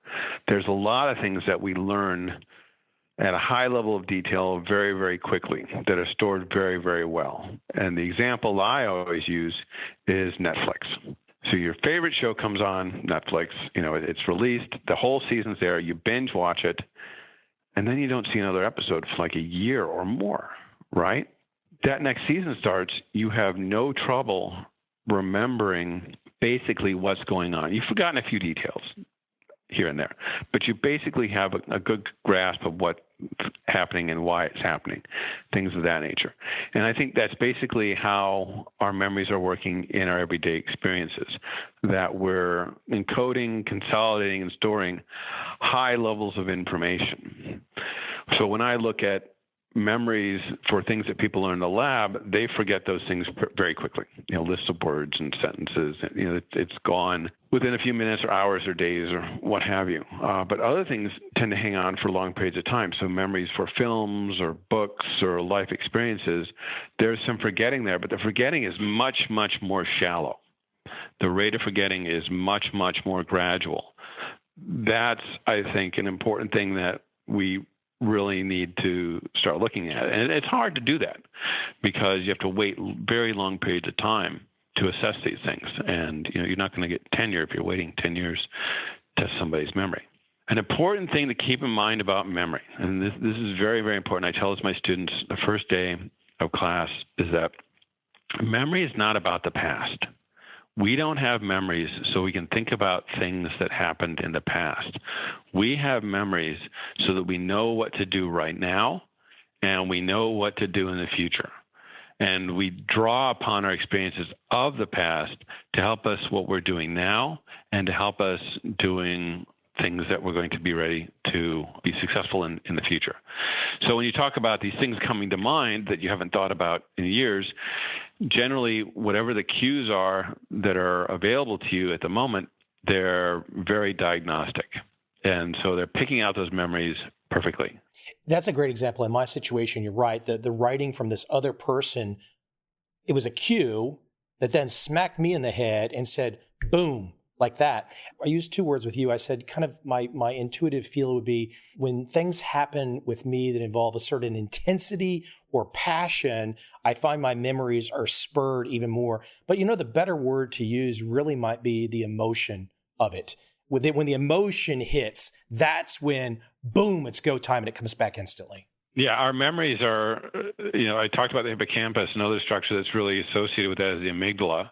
And the amygdala is really important for processing emotional events. And those two are highly interconnected. This is why you tend to remember emotional events much better, things that have an emotional consequence for you, much better than everyday events. And so if you think about things that happened to you in your life, there's going to be the highlight reel is going to be more emotional experiences that you had. And so those emotions trigger a better encoding of memories. That's why you have things like flashbulb memories, which are these seemingly highly detailed memories for very surprising events in our lives. That doesn't mean they're wrong, doesn't mean that you forget things over time. You don't forget things over time, because you do. But certainly those memories tend to be better. So absolutely. I'm shocked at the situations with me because the moment it's like there's an inflection, I guess the door, walking through the door doesn't necessarily have to be a door. It's some kind of trigger that allows you to kind of shift and then boom, it all just appears. Right. It doesn't have to necessarily be doorways. We've also shown it with computer windows as well. So whatever defines that location, yeah. Explain that example. That's your experiment you did with that. Explain that. That's awesome. With the computer windows? Yeah, so basically had the same thing where we have people walking through doorways to do things, but instead of going through a doorway, we had information on different computer windows, and people had to shift between those windows, and we basically had the same experience. You have also the same thing going on when people read stories. In fact, the whole walking through doorways thing didn't come from me thinking about the world and my experiences, forgetting things when I walk through a doorway. It came from understanding narratives, how we comprehend stories that we read about and hear about. And there was a finding in the narrative literature that when there's an event boundary, like a character goes from one location to another, information from the prior location was less available. And so we decided, well, if this happens in the narrative world, does it happen in the real world as well? And that's why we decided to create these virtual environments where people were navigating around. And lo and behold, we found that what we're seeing in the narrative world also applies in the virtual world. And we did it in actual reality as well, in computer windows, all these different places. It shows up all the time. And this sort of resonates with my idea that the reason we have narratives is to allow us to have these vicarious autobiographical experiences, for us to experience the world in ways indirectly that has the same structure and the same memory form, same processes as actual experiences. This is why narratives are so valuable to us.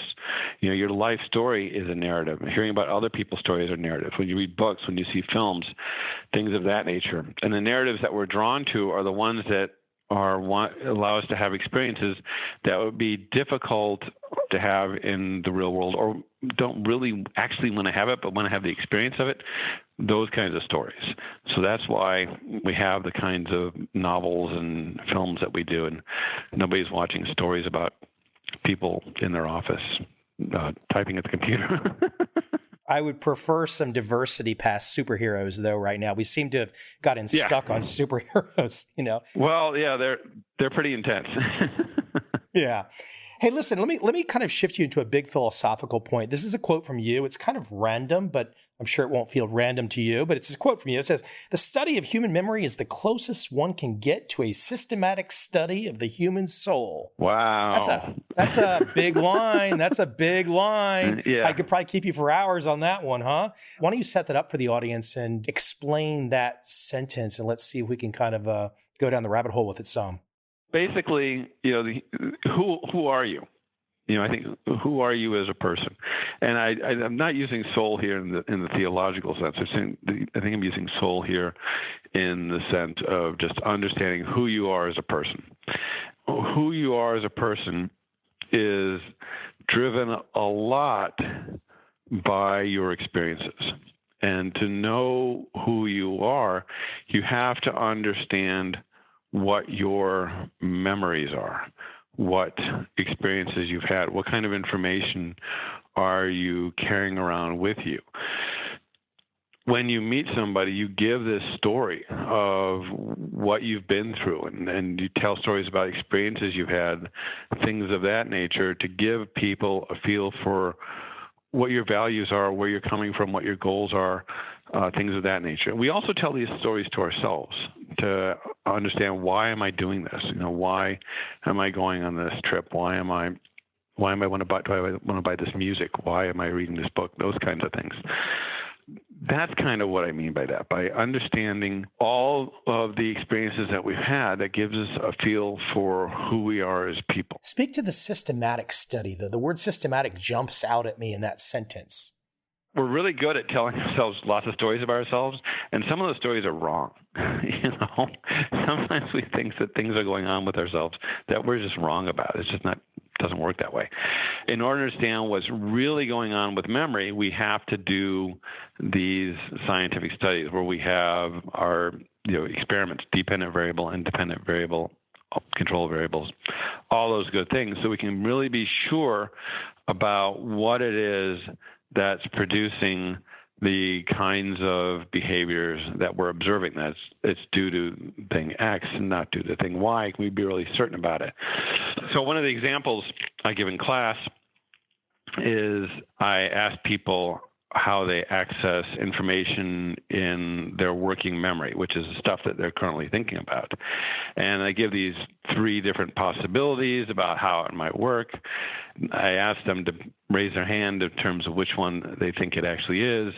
And then I show them the data from the actual experiment where they actually assessed how this is going on, looking at response times, on the order of tens of milliseconds, things of that nature.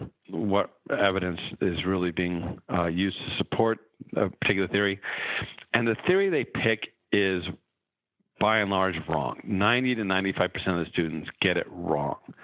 The point of that is that even for things that involve memory very close to conscious awareness, there's a lot going on underneath that we just don't understand. We don't have conscious access to.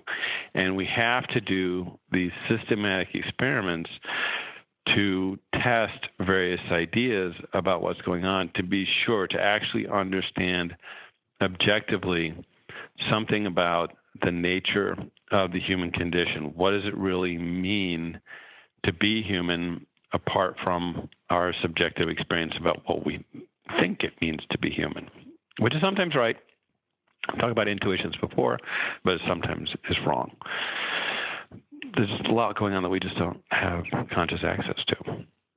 And I'm glad that, because if we did, then I wouldn't have a job.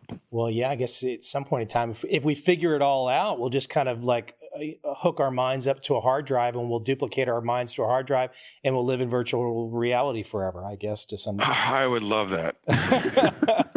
I don't know if you've read the book, but there's a book out by a professor named Robin Hanson called The Age of M that goes into this. As we were talking about the systematic study of the human soul and memories coming from experiences.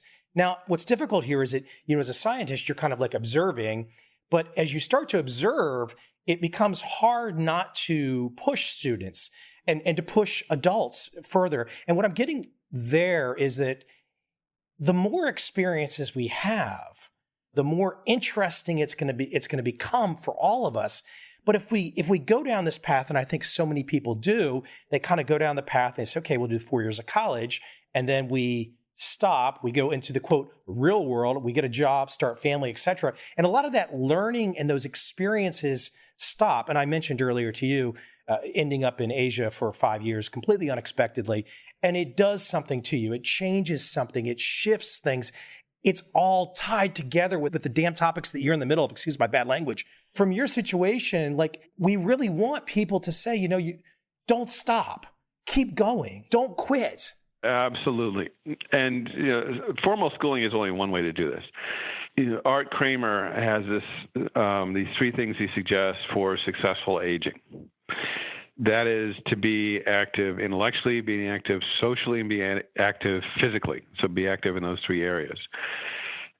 That means exposing yourself to lots of different things. If you want to be a good old person in terms of having lots of memories and intellectually healthy, go lots of different places, travel lots of different places, watch lots of different kinds of movies, read lots of different kinds of books, go out and have lots of different experiences, because the more varied and the more intense your memories are in terms of the variety of experiences, the higher level of functioning you're going to be at, so that when things do start to decline, you're not going to see the deficits that you would see in somebody who isn't doing that. So you're starting at a much higher level. I think there's some research by Arthur Shimomura where he tested younger adults and older adults, and some of these older adults were college professors, and the college professors looked just like the younger adults. They didn't really show much in the way of deficits, other than maybe just being a little bit slower. You're exactly right. Do as much as you can. Have as many experiences as you can. That will be one of the best things you can do to improve your memory. People, as a memory researcher, people always ask me, what can I do to improve my memory? And there's 2 things I tell them. One is write things down, okay, because you're going to forget. And number 2 is have as many experiences, as broad of experiences as you can possibly have, because the more you know, the easier it is to learn, the easier it is to remember. And that can be hard, that can be work, or it can be fun. It's up to you how you want to do it. So you're absolutely right on your assessment of what's going on with yourself. I'll give one example that it's kind of hard to do, but if you just kind of start a podcast and do it for 6 years and do like 600 plus episodes and talk to like the smartest professors on the planet that are completely outside your discipline, that's a good way too. Absolutely. Yeah. Yeah, we should all do that. I mean, that's what I like about the fact that I've never actually left college. I've been here my whole life, talking with these people and having all these interesting conversations. You just went down the path of aging. I think it's a useful direction to go in our limited time left. And that would be to help people to better understand, what is good aging and memory cognition, and what is, as family members, and we might observe a friend or another family member where something starts to change in a way that's not good. It happens to all of us at some point in time, perhaps. What is some of your thought process there in terms of looking for cues that maybe it's not just, someone being tired or whatever, but there's a downfall happening? First off, successful aging is achieved by doing a lot of things I talked about in terms of being active socially, intellectually, and physically. That's going to keep you sharp. Another big component of aging successfully is attitude. So there's a lot of literature out there that I'm aware of that more you think that your memory or your cognition is going to get worse as you get older, the worse it's going to be. You're going to have trouble. Self-fulfilling prophecy, right? So if you tell yourself that I'm older, I'm wiser, I'm smarter, you're going to be doing better than somebody who says, oh, I have all these senior moments and I can't remember. And you're not going to remember. That's one thing. And, even with the walking through doorways thing, when that became more widely known, I was getting a lot of emails from older adults saying, oh, thank God, I thought I was getting old. This happens to everybody. And it's true. When you're older, you forget about how much you forgot when you were younger, and you start attributing it to your age. Now, in terms of things going south, my expertise is not in dementia per se, but you tend to see a greater incidence where people have trouble knowing what the right word is, or using the incorrect word, or not being able to navigate effectively, especially in new environments, things of that nature. Their ability to segment information into events becomes more difficult. So you start seeing those kinds of problems. Now, the thing about that is that you need some pretty rigorous tests to be able to verify that that's in fact what's going on. And it's not what I mentioned before, is that maybe just getting worried about things. So that can also cause problems. There are some regularities that you do see in people's ability to remember things over the shorter period of time, over for like a minute, days, things of that nature. As well as being able to access general knowledge, like finding words that are needed at a particular moment. And that's going to be maybe an indicator of something that's going wrong. I have used the line since the age of 19, and I still use it. People say, well, how old are you? I'll say I'm 19. And, and I'm not, but it kind of works for attitude in terms of mindset. And I don't want to be 19 with what I knew at 19. I like being my age now and what I know now, but then just saying I'm 19. Let me throw one thing out too, and I would love for your feedback on this. I know that my ability to process, or my ability to recall memories, to recall information that I really need, dramatically decreases when I'm tired, lack of sleep. Well, yeah, whenever there's a problem with the system, then things aren't going to work well. So if you're tired and your brain's trying to shut itself down, you're not going to be very effective at retrieving information, unless it was something you learned when you were falling asleep. Then it actually might be easier. It's kind of a counterfactual thing. It's like, consuming alcohol. If you consume alcohol and then study, you're actually going to do worse, because the alcohol is disrupting your brain's ability to do what it's supposed to do. And so you're not going to learn things very well. Added to that would be the students that stay up all night thinking they're going to crash study to pass your course. That's not helping them either. That's not helping at all. I give my students all this really good advice at the beginning of the semester, and they don't listen. We have these intuitions about what works and what doesn't work in terms of our memory, and there's just things that just aren't true. If you study consistently every day, just a little bit of time every day studying whatever topic it is, by the time you get to the final, you know all that information. And if there's some sort of disruption, it's no big deal. You've learned it across time. You learned it better. So spreading learning out improves memory much better than waiting to the end and cramming. And students feel like, well, I'm working really hard when I'm cramming. And they're right. They're working hard because they're not learning anything, because we're not set up to learn things that way. It's a really debilitating and self-harming way to try to learn things. So you're trying to cram all this information in there is not very effective, and you're staying up all night, and so you're tired, and so you make mistakes on the exam. It's just really, really dumb. I always prefer to not stay up all night and get a good night's sleep and get the F, than to stay up all night and get the F. Yeah, if you're going to get an F, at least be well rested. Right, exactly. That made a lot more sense to me.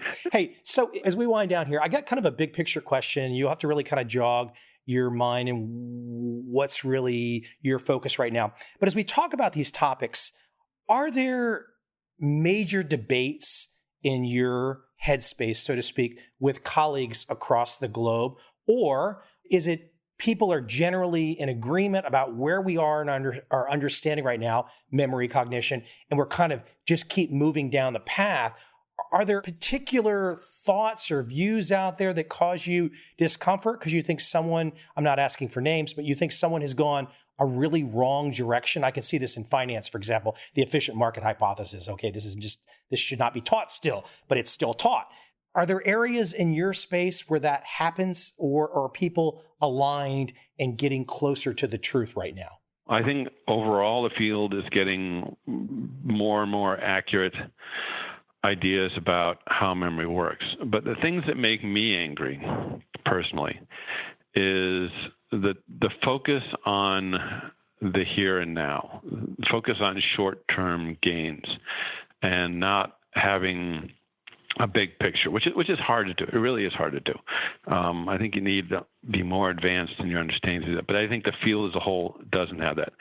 Memory research is very much an effect-driven science at this point. We just don't have enough information to have really big unified theories, which everybody would like to have, but we just don't. We're just not there yet. I get angry when people are really focused in on an effect and not trying to link things together in broader ways, and not looking at what Ebbinghaus taught us, which is that memories change over time. Usually people study something, they get tested, 10, 15 minutes later, an hour later, and then that's it. Whereas for me, I want to know how things are changing over time, because I think that can be very, very useful. One of the things that we should be able to do at this point, which we cannot do, is say how long somebody will remember something reliably. How long will a witness reliably remember what they saw? How long will a student remember something that they heard in the classroom? How long will you remember something that happened on your vacation? And we can't answer those questions. We just throw up our hands and say, well, it depends. And it's true, but it depends on what. And so this is one of the things I start pounding the table in my lab meeting, and people are grabbing their coffee cups and stuff because I'm making things bounce. It frustrates me. I understand why we are where we are, but I would like to see us expand and take this broader view of things. So, and there are some people who are doing that. So it's not like nobody's doing that, but it's just definitely not where the bulk of the work is in human memory. That's my pontification. Well, you mentioned at the top, with not having the time to really get something done. And it kind of reminds me of something like politicians. I mean, politicians only say what they need to say to get elected. They pretend like there's this big long-term thing. I don't care whether it's left or right. They pretend it's a big long-term thing. That's baloney. They just want to get elected, and it's all short-term nonsense. Yeah, I think they want to do some things long-term, but they generally don't have the ability. And this gets to the value of tenure. So if you want to look at very long-term things, so things I'm looking at now I'm looking at things that are months out after people learn things. If I'm trying to get tenure, that's a very poor strategy, because if it doesn't work, I'm sunk. And if you're looking for short-term gains, there's just not the time to do that. But because I have tenure, I can take that time. I can look at how things are spinning out over time, look at different angles of things, and not have to rush out and be more certain about what it is that I'm saying and what are the implications of it. So I'm sort of in the phase of my career where I'm not trying to get as many publications as I can. I'm trying to focus more on getting publications that are going to be cited 20 years after I retire. Things that are foundational, things that are fundamental, things of that nature. And that, for some kinds of science, just takes more time and effort to do that. I understand why young scientists wouldn't necessarily want to do that because of the way the world is, but we need to be able to take that perspective and know how things fit in that larger picture. We need to look at the forest as well as the trees. Well, from a personal standpoint, the motivation of trying to leave a legacy, at some point in time, everyone's life, that starts to feel like, hey, gosh, I want to leave something. I want to do something that's going to stand the test of time. Yeah, I get that motivation for sure. Yeah, it's not about me. It's just I want to be able to, whatever I'm doing is worthwhile, but it's not about me. Yeah, it's a search for the truth. I mean, it's a search for the truth. That's the only thing that really matters at the end of the day. Because okay, if you're just searching for not the truth, no one's going to remember that at some point in time. The truth is what people remember ultimately, hopefully. The basic fundamental principles. Yep.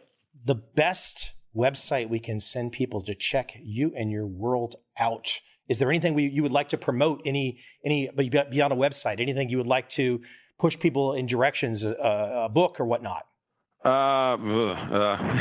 Probably my lab. You've got website. A lot. There's a lot. Yeah. Just probably my lab website for what I'm doing in particular. Gosh, memory is so fascinating. Somebody who's non-expert, I would encourage them to read Daniel Schachter's books. He covers a lot of basic principles and he has a very good writing style. I would recommend those. That'd be probably my number one. We didn't get into it today, maybe another conversation. I find one of the things interesting, we're talking about recalling memories.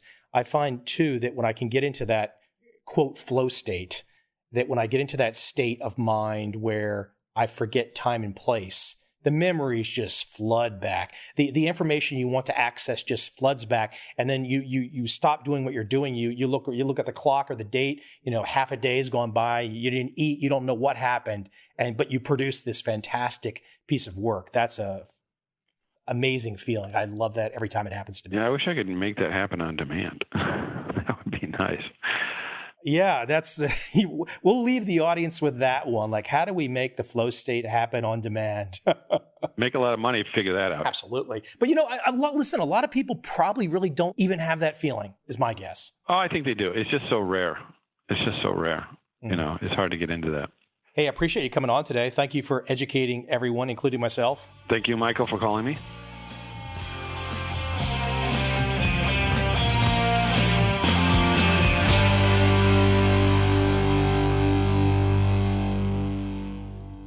My guest today is Harvey Silverglade. He's an attorney, specifically a defense attorney, and specifically with 51 years of practice.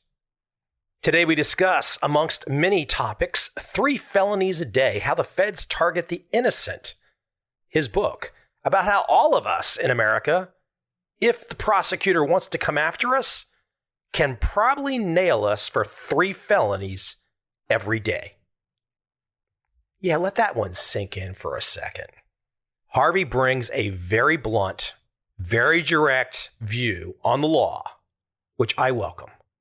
His perspective is a perspective we can all learn from his close association and shared perspective on many, many levels with Alan Dershowitz, the famed Harvard law attorney, to his personal experience with the independent counsel, Robert Mueller.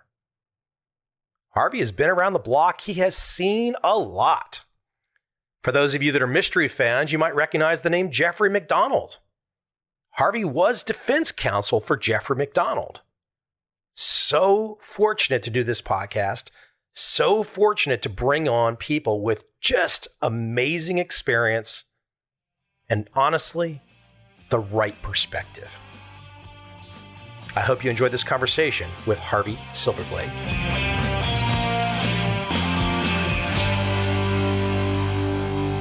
I'm really excited to talk to you today. There's so much in the current American debate, and you're one of those guys that I think has a bright light that we can all look to, that hopefully gets everybody past their tribal debates and gets us looking at perhaps the third pole, which is just the way the law should be. And I think you've got some great insights there. I hope so. Well, maybe I don't hope so. Not necessarily good news if I'm right. Let me throw a big one at you because, it's been all the rage and all the debate in America for, almost a year and a half. I think it's a great place to start and let you kind of, from your perspective, when you're kind of just thinking to yourself as a lawyer for many decades and lots of experience, and as you watch a political situation unfold that has legal ramifications right now with the president of the United States. Now, the typical debate on this is very political, right? You've got the left view, you've got the right view, and everyone's very tribal about where they see things. I have a sneaky suspicion, though, that when you're alone or when you're chatting with an associate of yours, perhaps like Mr. Dershowitz, you guys look at this much differently. You're looking at the law and how that's unfolding. Can you give me your perspective right now? Even pick one particular area. It's pretty broad right now. When you look at what's going on with the current situation with the president, do you have any views on this right now? I think that the whole country seems to be in some kind of psychotic episode with respect to analysis of whether or not the president and his various minions have committed felonies. People in news media that traditionally have been somewhat sympathetic to my point of view, expressed most prominently in my book, 3 Felonies a Day, How the Feds Target the Innocent. They've been very sympathetic to my point of view that a lot of innocent Americans have been harassed, prosecuted, even tried, convicted, and imprisoned by the Department of Justice, even though they have not committed what any normal human being would consider a crime, and which was not obviously criminalized by the Federal Criminal Code. They've been sympathetic to my notion of over-criminalization, over-prosecution, over-incarceration. And now that these very people who have sort of been on my side, and Dershowitz and I agree on this completely. He wrote the foreword to my book, 3 Felonies a Day. We agree on these things. We have for a long, long time. Now, the media and people on the left, so-called progressives, have turned against Trump, and they now suddenly see crime everywhere. And it just shows you how few people really assess things objectively and according to principles. And instead, they analyze the law by first asking the question, is this somebody I want to get, or is this somebody I want to be on their side? And that is a hell of a way to run a legal system. And that's what's going on. I am not a Trump fan, I tell you. I did not vote for him. I didn't vote for Hillary Clinton either. I thought that neither of them deserved to be in the White House. I voted Libertarian in the past election. Politically, I have no horse in that race. I do think that if the people who are the hound pack that is pursuing Trump is allowed to have its way, and if they can actually indict and convict, and Mueller can indict and convict a lot of the president's men and women, that the law will suffer. There will be a huge setback in the effort to modify the Federal Criminal Code into a set of laws that normal people understand and that's clear and that targets real criminal conduct rather than simply conduct that people don't like. Well, let's face it, going down the path of your work, your book, every last person that has been targeted in this probe should be able to get multiple felonies on them, because not only could they get multiple felonies on the president and whoever he's associated with, they could get it on yours truly, me, and yours truly, you. They can get it on anybody. That's your whole point. Yeah, well, what they've done You see, Mueller has done a couple of things, right out of the federal prosecutor's bag of tricks. First of all, a lot of the prosecutions that he has either threatened or actually brought are for making false statements to federal investigators, FBI agents. And as I've written in my book, the false statement statute is a gigantic trap for the unwary. Because what happens is an agent comes up to you and does an interview and then writes it up in a so-called Form 302. And number one, the agent almost never records the interview. The version of the interview that is represented in the 302 report written up afterward by the agent is sort of the official version. And you can argue all you want that that's not what you said, but it's your word against two FBI agents.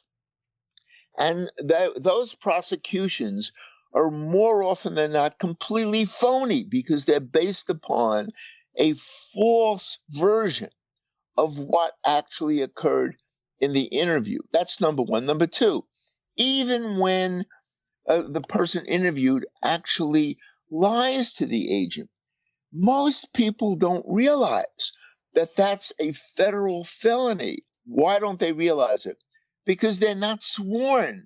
Normal people think that it's all right to tell a lie to a cop or an investigator as long as you're not under oath. If you're under oath, that's a different story.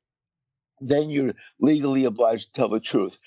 The federal false statement statute is a real trap because you can be charged with a 5-year felony for any misstatement made to any federal official. And I have news for you.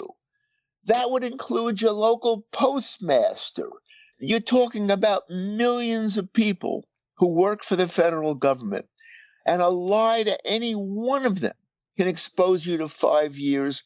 And that's a lie that's not under oath. So it's a real trap for the unwary, and Mueller is an expert at exploiting this, what I call bizarre criminal code. It's not, a lot of people don't consider it bizarre because we're so used to it. Oh, so-and-so is charged with lying to an FBI agent.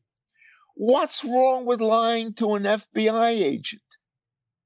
You're not under oath, and yet that is the way Mueller is conducting this investigation. What that tells us is he hasn't really found any real crimes, so they're making up crimes. They're getting people into the position where they're vulnerable. Now, what's the next step? Once you have been charged by Mueller with a 5-year felony of lying to an FBI agent, you are then vulnerable. And then Mueller and his people go in for the kill. Oh, they say, yes, we will prosecute you unless you cooperate with us and tell us what you know about Trump and his various minions. And if you can tell us the crimes they've committed, we will let you go. We will either give you probation or we'll even dismiss this false statement charge. And then you have the phenomenon of what my friend Alan Dershowitz calls, they get the witness not only to sing, but also to compose. What does Dershowitz mean by that? It means that the witness at that point, facing 5 years for lying to an FBI agent, will now say whatever Mueller wants them to say, because they figure that's what Mueller thinks the truth is. And that's where the composing takes place. And that's how come so much lying and so much perjury, so much false testimony is woven into the criminal justice system by that simple set of steps that I just outlined for you. This is not a criminal justice system. This is a prosecutorial system, and it's in dire need of change. But I don't see anybody on Capitol Hill or anybody in the White House looking to actually change it. Well, when you have all that variability and the law is subjective, it gives whoever administers it immense power. Why would they want to give that up? Exactly. Even the party out of power figures someday they're going to get back in power and they'll be able to get even with everybody by using the FBI, Department of Justice, the federal courts in order to bring 3 felonies a day type prosecutions against their enemies. You've got this lethal weapon out there that is completely unfair and has nothing to do with the truth. It is just out there to increase the power of whoever happens to be in authority. And I should also tell you that it also gives the FBI institutionally tremendous power, because the FBI has a certain amount of power that doesn't even depend on who's in the White House or who controls Congress, because the FBI as an institution has its own power. It's been like that since J. Edgar Hoover was the director, and it hasn't changed since the death of Hoover. I want to throw a couple examples at you from my own experience outside of something like Trump. Because look, Trump is so divisive right now. Some people won't listen at all if they hear the name Trump. Some people will go, yeah, that's great. Years ago, I had a land use case that got to made it to state Supreme Court. 2 things happened in that case that I recall that were really interesting. One that you just mentioned. Well, there was a situation where we needed to look at the minutes of official meetings, right? But the minutes had been edited from the original recordings, right? Even though we had the original recordings at our disposal, which bolstered my position, the court said no, because these are the official adopted minutes, which had been edited and didn't bolster my position. So it was the craziest thing. You just made that point. So even though the FBI is not recording, in my situation, we actually had the recording of the local government, but we couldn't use it because they adopted something that was completely different than what the actual meeting minutes took place. And we had the recording of it. Completely crazy. You're talking about an example of a state court system that shares some of the problems and liabilities of the federal system. Generally speaking, you have these ridiculous situations more in federal investigations and prosecutions than state. But the states are not immune from this. And you're giving an example here of a judge who kind of formulaically, blindly followed what's considered normal procedure, even though in that particular instance, the facts argued to the contrary. It's, the old joke, but it's not really a joke. Don't try to convince me with facts. My mind is made up. I've actually heard that from judges. It's crazy. Reality doesn't matter when bureaucratic efficiency is running the show. It's mind-boggling. I really say I have now been a criminal defense lawyer for 51 years. I've practiced in state courts and federal courts all over the country. And I have to say that if I was writing my memoir, which 3 felonies is not, it's sort of limited 3 felonies. I've talked about a few of my own cases, but not very much about my full experience. I would say that I have been practicing law in the land of Oz. What do you mean exactly when you say that? I mean that it's something otherworldly about it. It's a combination of Wizard of Oz and Alice in Wonderland, where reality does not follow the facts and the observable physical phenomena that you get when you open your eyes and you open your ears. Truth doesn't govern that much. And that's a real problem because facts should matter, and yet they matter much less than you would think. I greatly admire scientists because scientists proceed on evidence and they develop hypotheses that are consistent with the evidence, and they go on to reach conclusions that are replicable by others who do the same experiments. Scientists really do honor facts, but people in the law, for some reason, have veered off into a world in which facts and truth don't matter as much as they should. Let me throw an example at you also from my world. I've got a couple different examples that are outside of your book, but they're in the same spirit of where you've gone.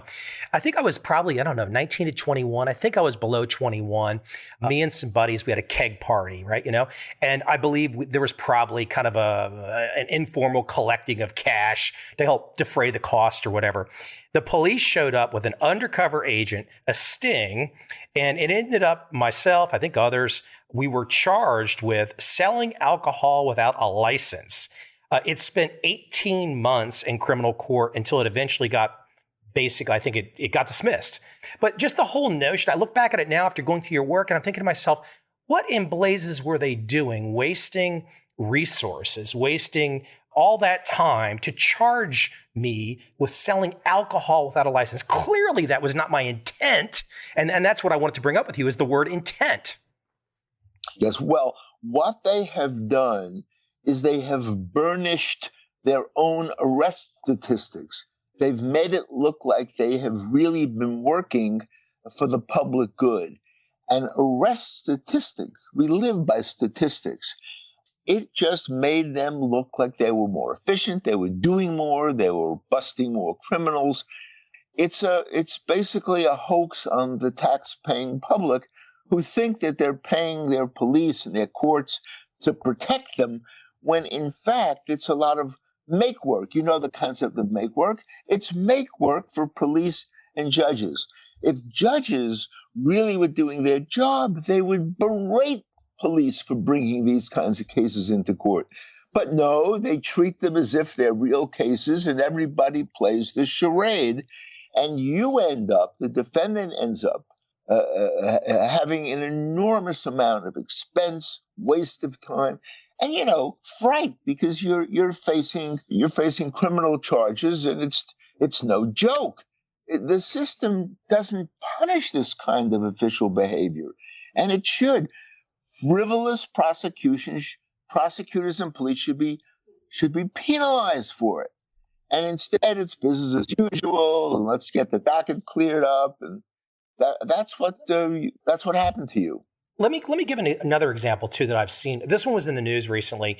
Apparently, the best college baseball player currently in America, best player, when he was 15 years of age, sexually assaulted his 4-year-old niece.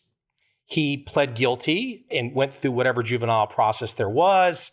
It was behind the scenes, but then it came out during his college career. So he's become a pariah. And if he did this, then rightfully so, he's a pariah. But the question becomes, people say, well, gosh, he's maintained his innocence and has said, hey, this was all part of the legal system. So the question I have for you as a defense attorney is, how could somebody possibly, this kid, and we're not trying to talk about the facts of this case, we don't know. He could very well be guilty. He might not be guilty. We don't know. But how could somebody like that possibly sign a document saying, I committed this crime when I did not commit the crime? Lay that out for people, how they can understand something like that could go down. That is a procedure that is distressingly common in the legal system, both state and federal. You would think normal people, rational people would think, hey, no legal system worth its salt should allow that to happen. However, the Supreme Court, in a decision, the Alford, A-L-F-O-R-D decision, actually approved the process by which an innocent person who maintains his innocence can enter a formal plea of guilty in order to avoid a trial and in order to avoid the harsher penalty that would come from being convicted after a trial. Because traditionally, if you plead guilty and take responsibility and save the system the enormous time and expense of a jury trial, you're rewarded with a lower sentence.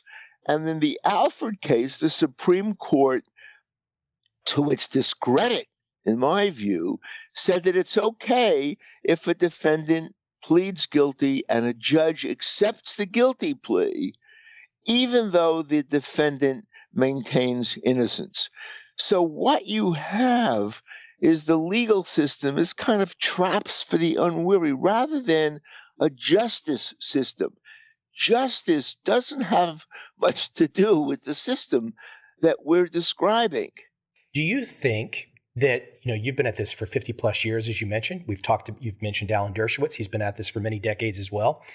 Do you think that there is an army of young attorneys that share your passion for liberty? Are they coming up through the pipeline to, at some point in time, we all leave the planet unless they get the life extension stuff figured out. But do you think that is there a new round of people that are coming along? It seems like some of the old salty guys like yourself are the ones that have got all the wisdom. And I just worry that, where's the next guys in line? Are they coming? Well, I don't have right now too much faith in the college campuses and the people who are coming through the old meat grinder of the educational system.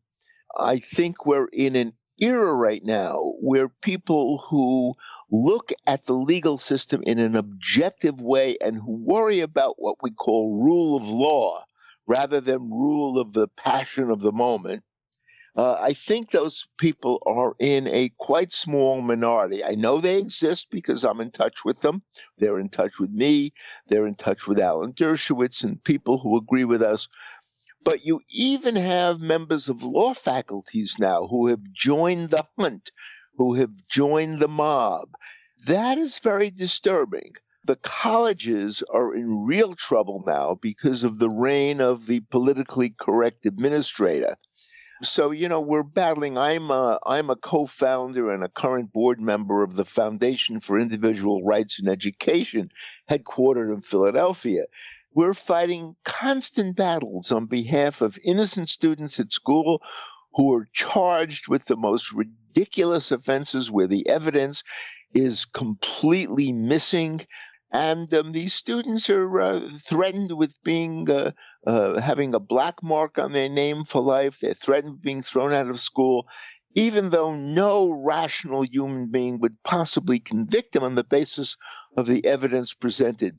So we have to fight for the conquest of truth and justice and fairness in an academic setting. You would think that the colleges would know better, that the colleges wouldn't be acting, like some a two-bit, sheriff in River City, that they would be rational, that evidence would be important.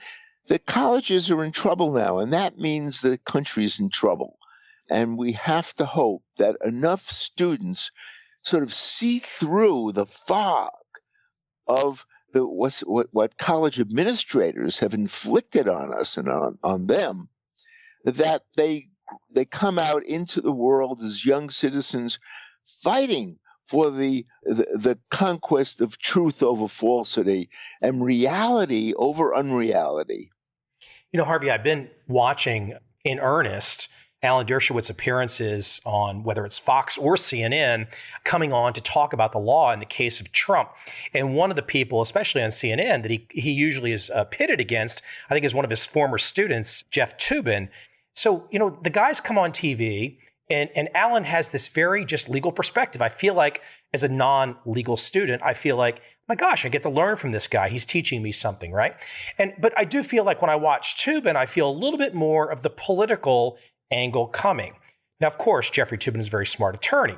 So what my question to you really is, though, is that once these guys leave the set and they get behind the scenes, is this all a game that's appearing on TV, or really a lot of the attorneys are very far away from you and Alan? They're in a different zone.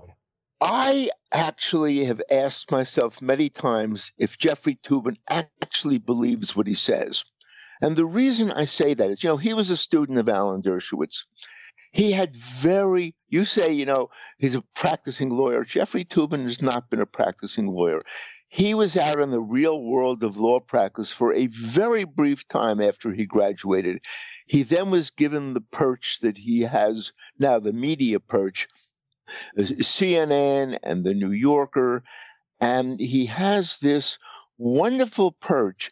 And instead of illuminating the realities of the criminal justice system, he has kind of joined the wolf pack.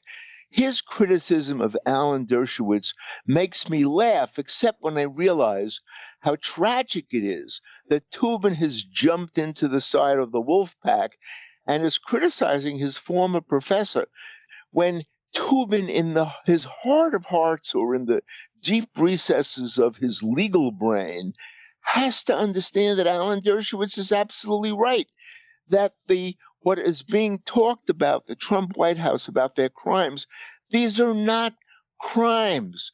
The president has the power to do what he's been doing. They're not crimes. There may be political problems. A lot of people will have political problems with what Trump is doing.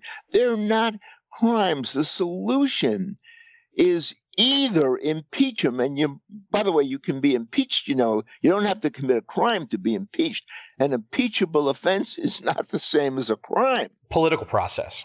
It's a political process, and the courts don't have any review of it. If Trump were impeached, he couldn't go to the Supreme Court to say, would you reverse the impeachment? The Supreme Court would say, that's political, not legal. We have no role in it. And that's true. Either that, or what the country could be doing, what the opposition to Trump could be doing is, God forbid, they actually get down to brass tacks and prepare for the next election and beat the guy if he runs again.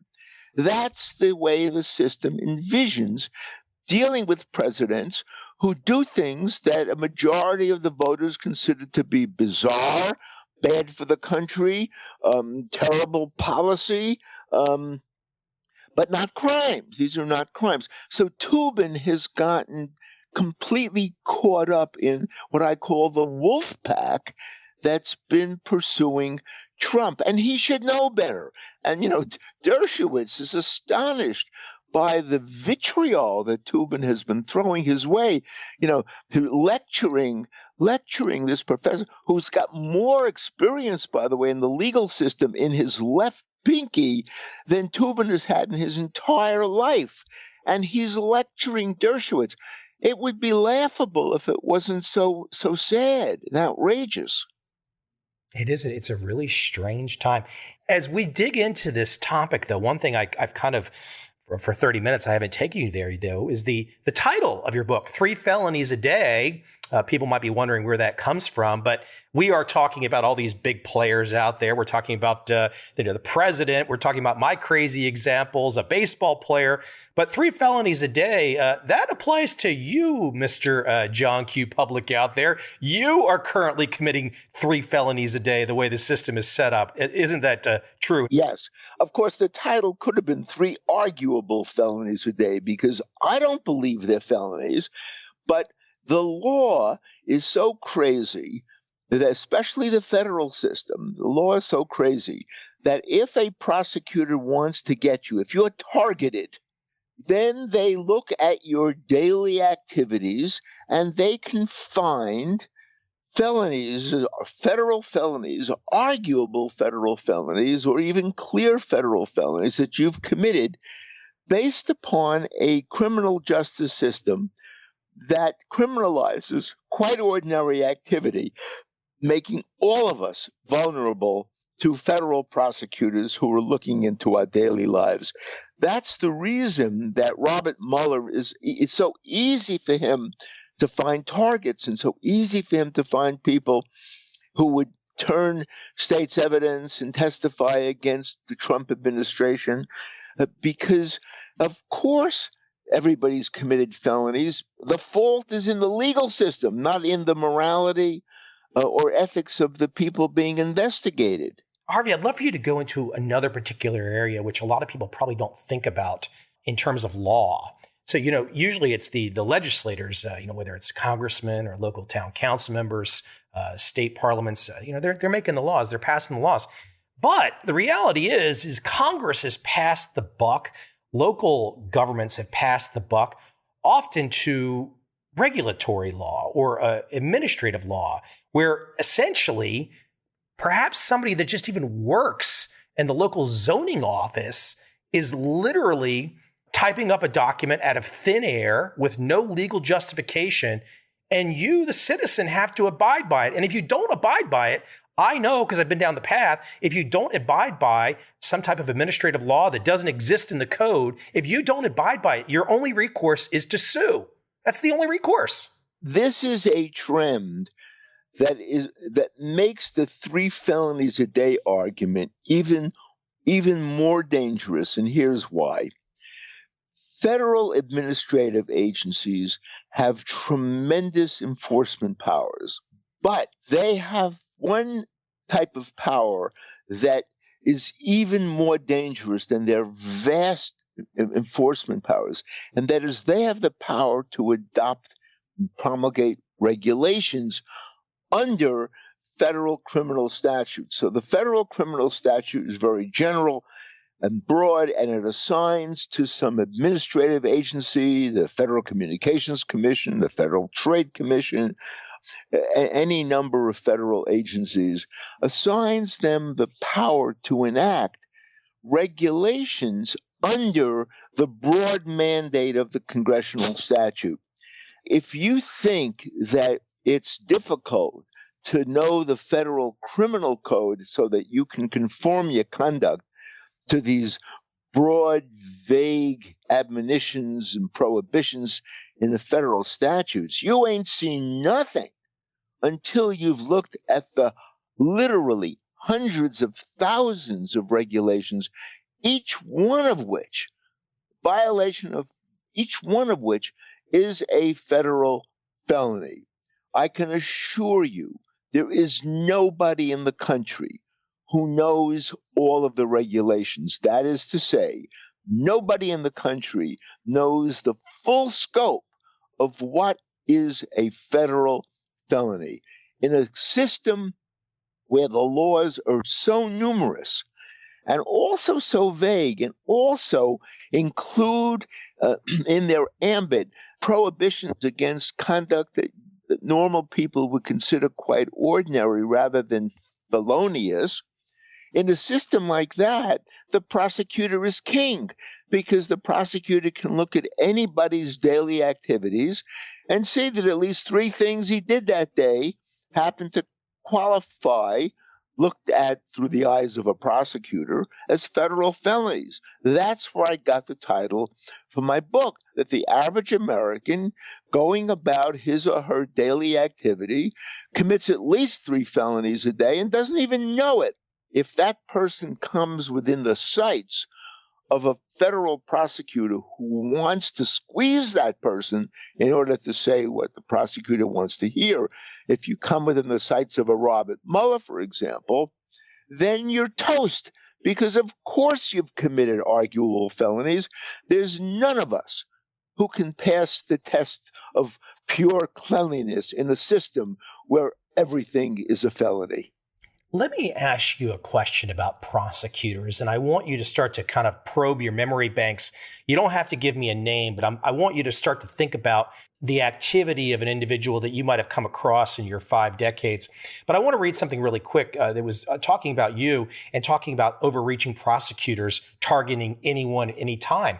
And people don't necessarily think about the motivations of prosecutors. They may just think you're guilty. They may want to, put some leverage on you to force cooperation. They may just be vengeful. I mean, people don't think about prosecutors could just be vengeful actors. They could just be building their own careers. So many motivations. Do you have anything that comes to mind in your career of witnessing a prosecutor up close and personal, your experience? Again, you don't have to name a name. If you want to, you can. But somebody that really just caused you to say, my God, how did this person ever get the power? And can you tell us, if you recall quickly, maybe what you saw them do that was just so over the top?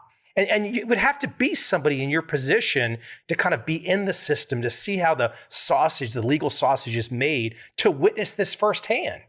Let's take the example of Robert Mueller. It's an example that we currently are following his every step. I've had experience with Robert Mueller. He happened to be the U.S. attorney and also a line prosecutor here in Boston at some point in his career. I actually had experiences with him. When he went to Washington, he was head of the criminal division.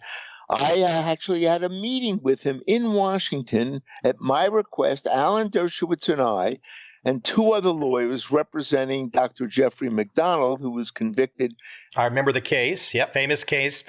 The so-called fatal vision murder case.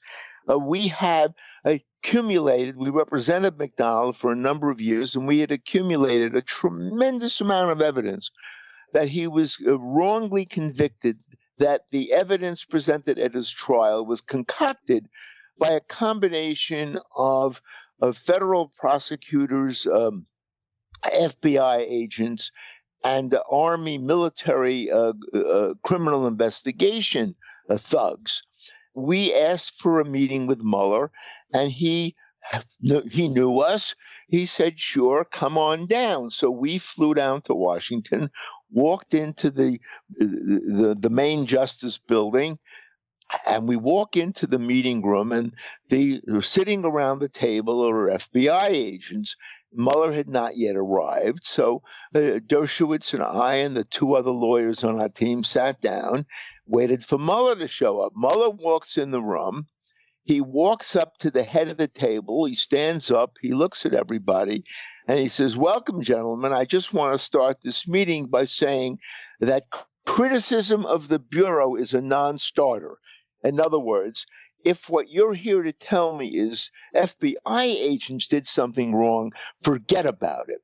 And of course, our whole argument for McDonald's innocence was that the evidence was concocted by FBI agents. We had flown down for nothing.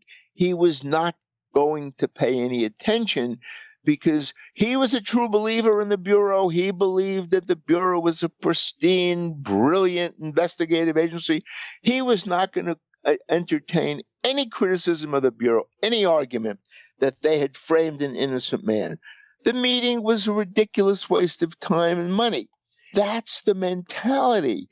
And I can tell you that different prosecutors have different motivations for this kind of conduct, that they're perfectly comfortable prosecuting people who have not committed crimes. Some of them do it. Mueller, he's a true believer. Others, prosecutors who were there for only a few years, who were looking to get notches on their hunting belt, so that when they are done with government services, they call it, they are hired by these white shoe law firms, Wall Street type law firms, which they're starting out with several $100,000 a year starting salary. And on their curriculum vitae on the firm's website is, he had 7 years experience as a career, as a white collar prosecutor, and now he's fully capable of doing white collar defense. You should hire our law firm. And these people have built careers on the graves of people whose lives, who they've buried through unjust prosecutions. The system that's a corrupt system that I just described. And yet that's how business is done in big law. It's frightening. I've had so many smaller experiences in my life that truly changed me, because the moment one sees personally the law being used against you for political reasons, when you taste that and you feel that, it literally changes your DNA in an instant. Well, there's nothing like being victimized by the system to radicalize you. A lot of the clients I've represented, a lot of the people whom I interviewed for my book, 3 Felonies a Day, they have been radicalized against the system because they've seen very close, uncomfortably close. They have been victimized. Many of them have spent time in prison, even though they have not committed what any normal human being would consider a crime. They have turned against the system, but there are not enough of them.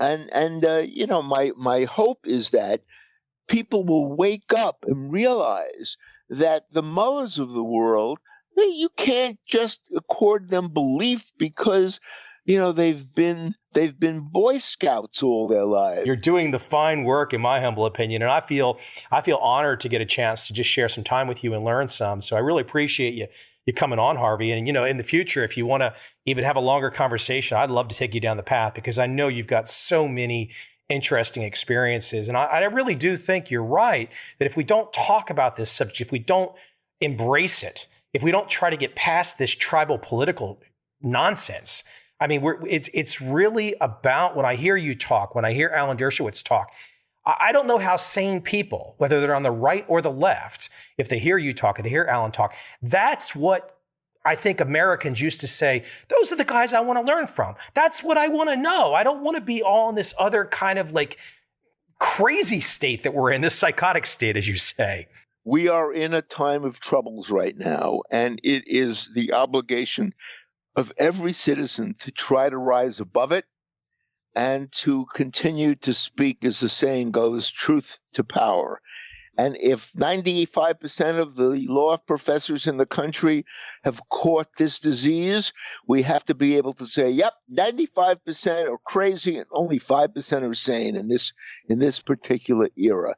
It's not a question of how many law professors think the president is guilty of felonies. It's a question of whether they're thinking straight or whether they're just caught up in a political wolf pack. And as again, I say, I don't like the president. I don't like what he's doing. This has nothing to do with my analysis as to whether he's committed crimes or not.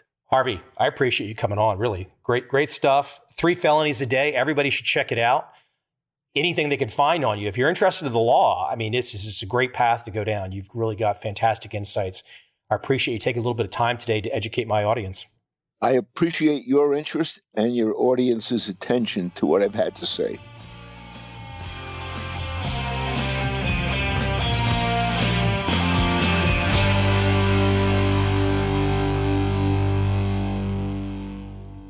My guest today, Aaron Brown, an American finance practitioner, author, expert, risk management, gambling-related issues. Most famously known as the former chief risk manager at AQR Capital Management, one of the biggest funds in the world, I believe north of $100 billion. You have to think that if Cliff Aston signed off on hiring Aaron Brown, there must be something interesting about this guy, even if we've not read his books or know anything about him. And oh, by the way, if you want to check out something kind of cool, the MIT Educational Forum with Aaron Brown, where he discusses the history of poker. There you go. Send me your thank you in email for that one alone. To listen to Aaron describe something like a simple card game and the history of America and how it all ties together. Really cool stuff. Today, I take Aaron on my podcast around the risk landscape, picking and prodding his mind as much as I can to get him to give me as much as he will. I hope you enjoy this conversation with Aaron Brown.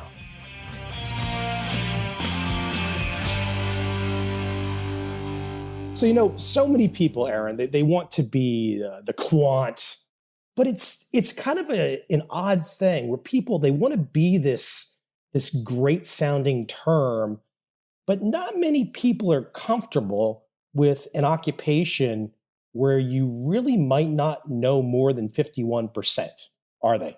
Well, let me take a slightly discursive answer to that. The word was originally an insult. And that was from like mid to late 90s. And then it got kind of adopted defiantly, kind of like gay people decided they were queer. And then suddenly became cool and popular. But yes, it is not a way most people want to live. And it's not a question of math ability. You can't have zero math ability to be a quant, but lots of people have all the math ability. They just don't have the personality. My personal definition of quant is someone who makes calculations and bets on them. And there are a lot more people who want to make calculations than who want to bet on them. That probably gets at my next direction I really want to go is, why have so many people wanted you? I mean, and I think you might have just answered it there as you can do the calculations and make the bets. But why have so many people wanted you over your career? What is it about your personality that drives them to come to you? Yeah, it's not my personality, and I'm pretty sure about that. Well, I'll tell you something Paul Wilmot said about me that I think he might have meant as an insult. I'm not sure, but that I've always treasured. He said, Aaron Brown can solve any problem for which a solution is known to exist. And I never quite figured out why he said that or what specifically he meant. But that is my talent, that I don't tackle problems where I'm not sure a solution exists, where, people are going to argue about what the solution should be. I like things where when you find a solution, it is, and there has to be a solution. That's why I like applied math rather than pure math. And that turns out to be valuable in the financial world. You just said something about people not liking your personality. Maybe you didn't phrase it that way, or you said it's not your personality. But, I've had a chance to kind of sit with you on some of your presentations online, and there's a certain passion there. There's a certain gleam in your eye where you just, you can feel the love for this content. So are you sure people aren't really attracted to something there beyond just the skill set? Well, probably. Actually, I guess I put it two ways. I have always been in groups with people like, Nassim Taleb and Paul Wilmot and, sort of Emmanuel Derman, people who kind of think like me. And I get along with them well and have a lot of contacts and opportunities through that. But the people who have hired me, the people I've worked for, typically are not that kind of person, typically would prefer somebody who did what I did with a different way of going about it, I think. Define that so we can kind of, I didn't even know we were going to go in this path, but we kind of open it up. You talk about, I've had Emmanuel on this podcast, and obviously we all know of Nassim Taleb. You talk about having this fondness for the interaction with those men, and I can appreciate that immediately, which tells me a lot about you. But the people that hire you, it seems like that conversation you'd be having with Emmanuel and Nassim would be the reason they would want to hire you. But what do they want to do different once they hire you? Well, I think actually we kind of set it up pretty well. Everybody loves Emmanuel. I won't say everybody hates Nassim, but he has sharp elbows. Oh, no doubt. Yeah. Call me halfway in between. I've never managed to be as gracious or as popular as Emmanuel, but I've managed to avoid making as many enemies as Nassim. But what do you think, though, really, when you say that when people hire you, they want something different? Do you feel like you're like put into a box at that point in time and you just have to deliver some kind of skill set, of course, that you have? Is it they don't want the philosophical? What is it that they're trying to change or don't like? The stuff I do is inherently disruptive. One of the weird things about our world, people 1,000 years from now look back on our society. I think the weirdest thing the thing they're going to find hardest to understand is why we allocate power according to claimed ability to deal with risk, either to anticipate what's going to happen, to predict what's going to happen, or to deal with it as it arises. And we never actually test it, So we have all these leaders who tell you exactly what's going to happen and exactly what we should do. And we don't really keep track to see if they're right. And of course, they're not. So when you come in and you start doing these quantitative things and you say, okay, this thing you thought was your core competency that was making a lot of money is really no better than random, or that we've been making an awful lot of bets that have low probability but high impact negative outcomes that you've been unaware of. That's not easy to hear, and that disrupts things. Powerful people lose their base of power. Things have to change. Sometimes money has to be given up. Opportunities have to be given up. There are people like Emmanuel who manage to work at a place like Goldman Sachs and communicate that and get people to change without causing offense. And then there are people like Nassim Taleb who live to cause offense. I'm kind of more neutral about it. Here's the facts. If it's disruptive, it's disruptive. It's not my problem. Here's what the facts. Here's what we have to do. And you guys figure out, who's going to get the credit and the blame and so on. I want to go back to my office and think about the next problem. I've seen you say it. So Wall Street is really, I don't think people really think about this clearly, but Wall Street is about sales. It's about selling something. So I guess if you walk into a room of people that ultimately, regardless of title, net worth, et cetera, if you walk into a room full of people that make their money by sales and you are telling the truth, I guess a couple slings and arrows will occasionally come your way, huh? Yeah, and there are ways to phrase it in a sales-friendly way, but I've never troubled to do it. I don't think it's so much I'm bad. I honestly don't care, and I probably could do a better job if I tried, but it's not a lack of skill so much as a personality. Like, I don't want to argue about it. I don't want you to tell me, how this is going to mess up our sales. I'm telling you, this product should not be sold.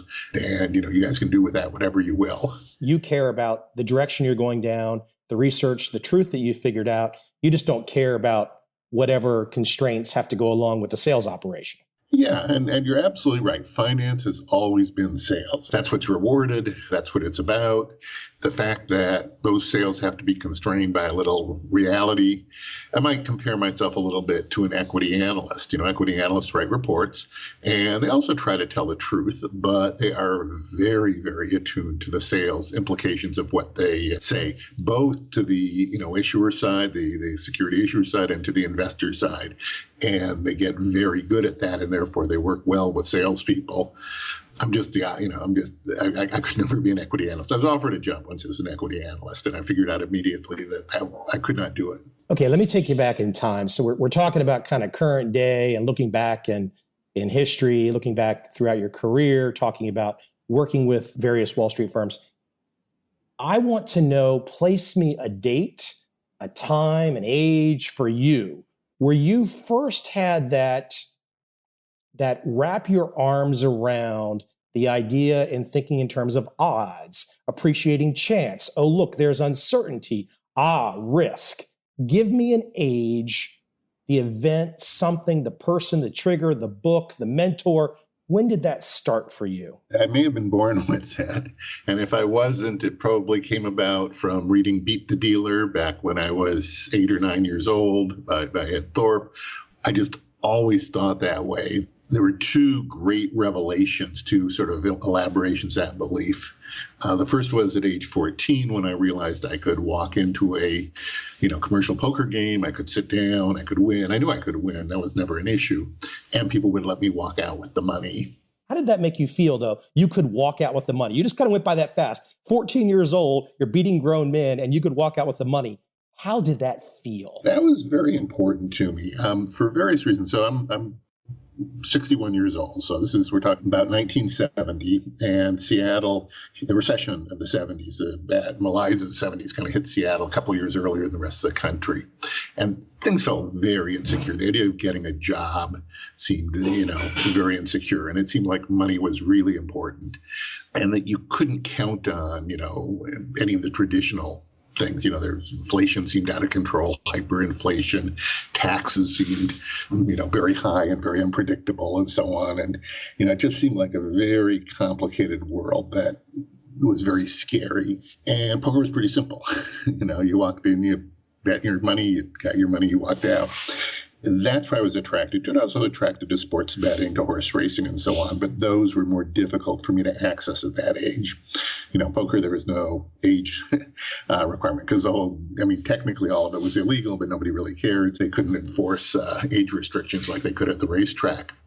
And so it was very important to me. And I realized when I walked out, they said, okay, I don't know what's going to happen in life, but I know I can always, get enough money to eat today, to get a place to stay for the night, whatever, because there's always poker anywhere in the world. All you have to do is find a game. And if you're a good player, even if you have no money, somebody will lend you a stake. You got guaranteed income for life.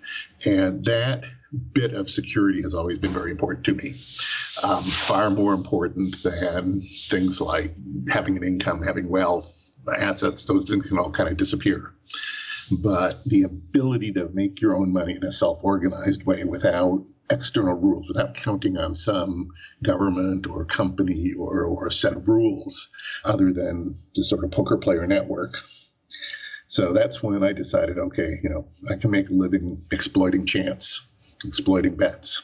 We won't go there today, but I want to implore the audience to check out your MIT presentation, easily found on YouTube, where you kind of explore the history of poker. It's an hour-long plus presentation, really worth checking out. It's one of those aha moments where you just kind of go, oh, wow, I did not know that, Thank you.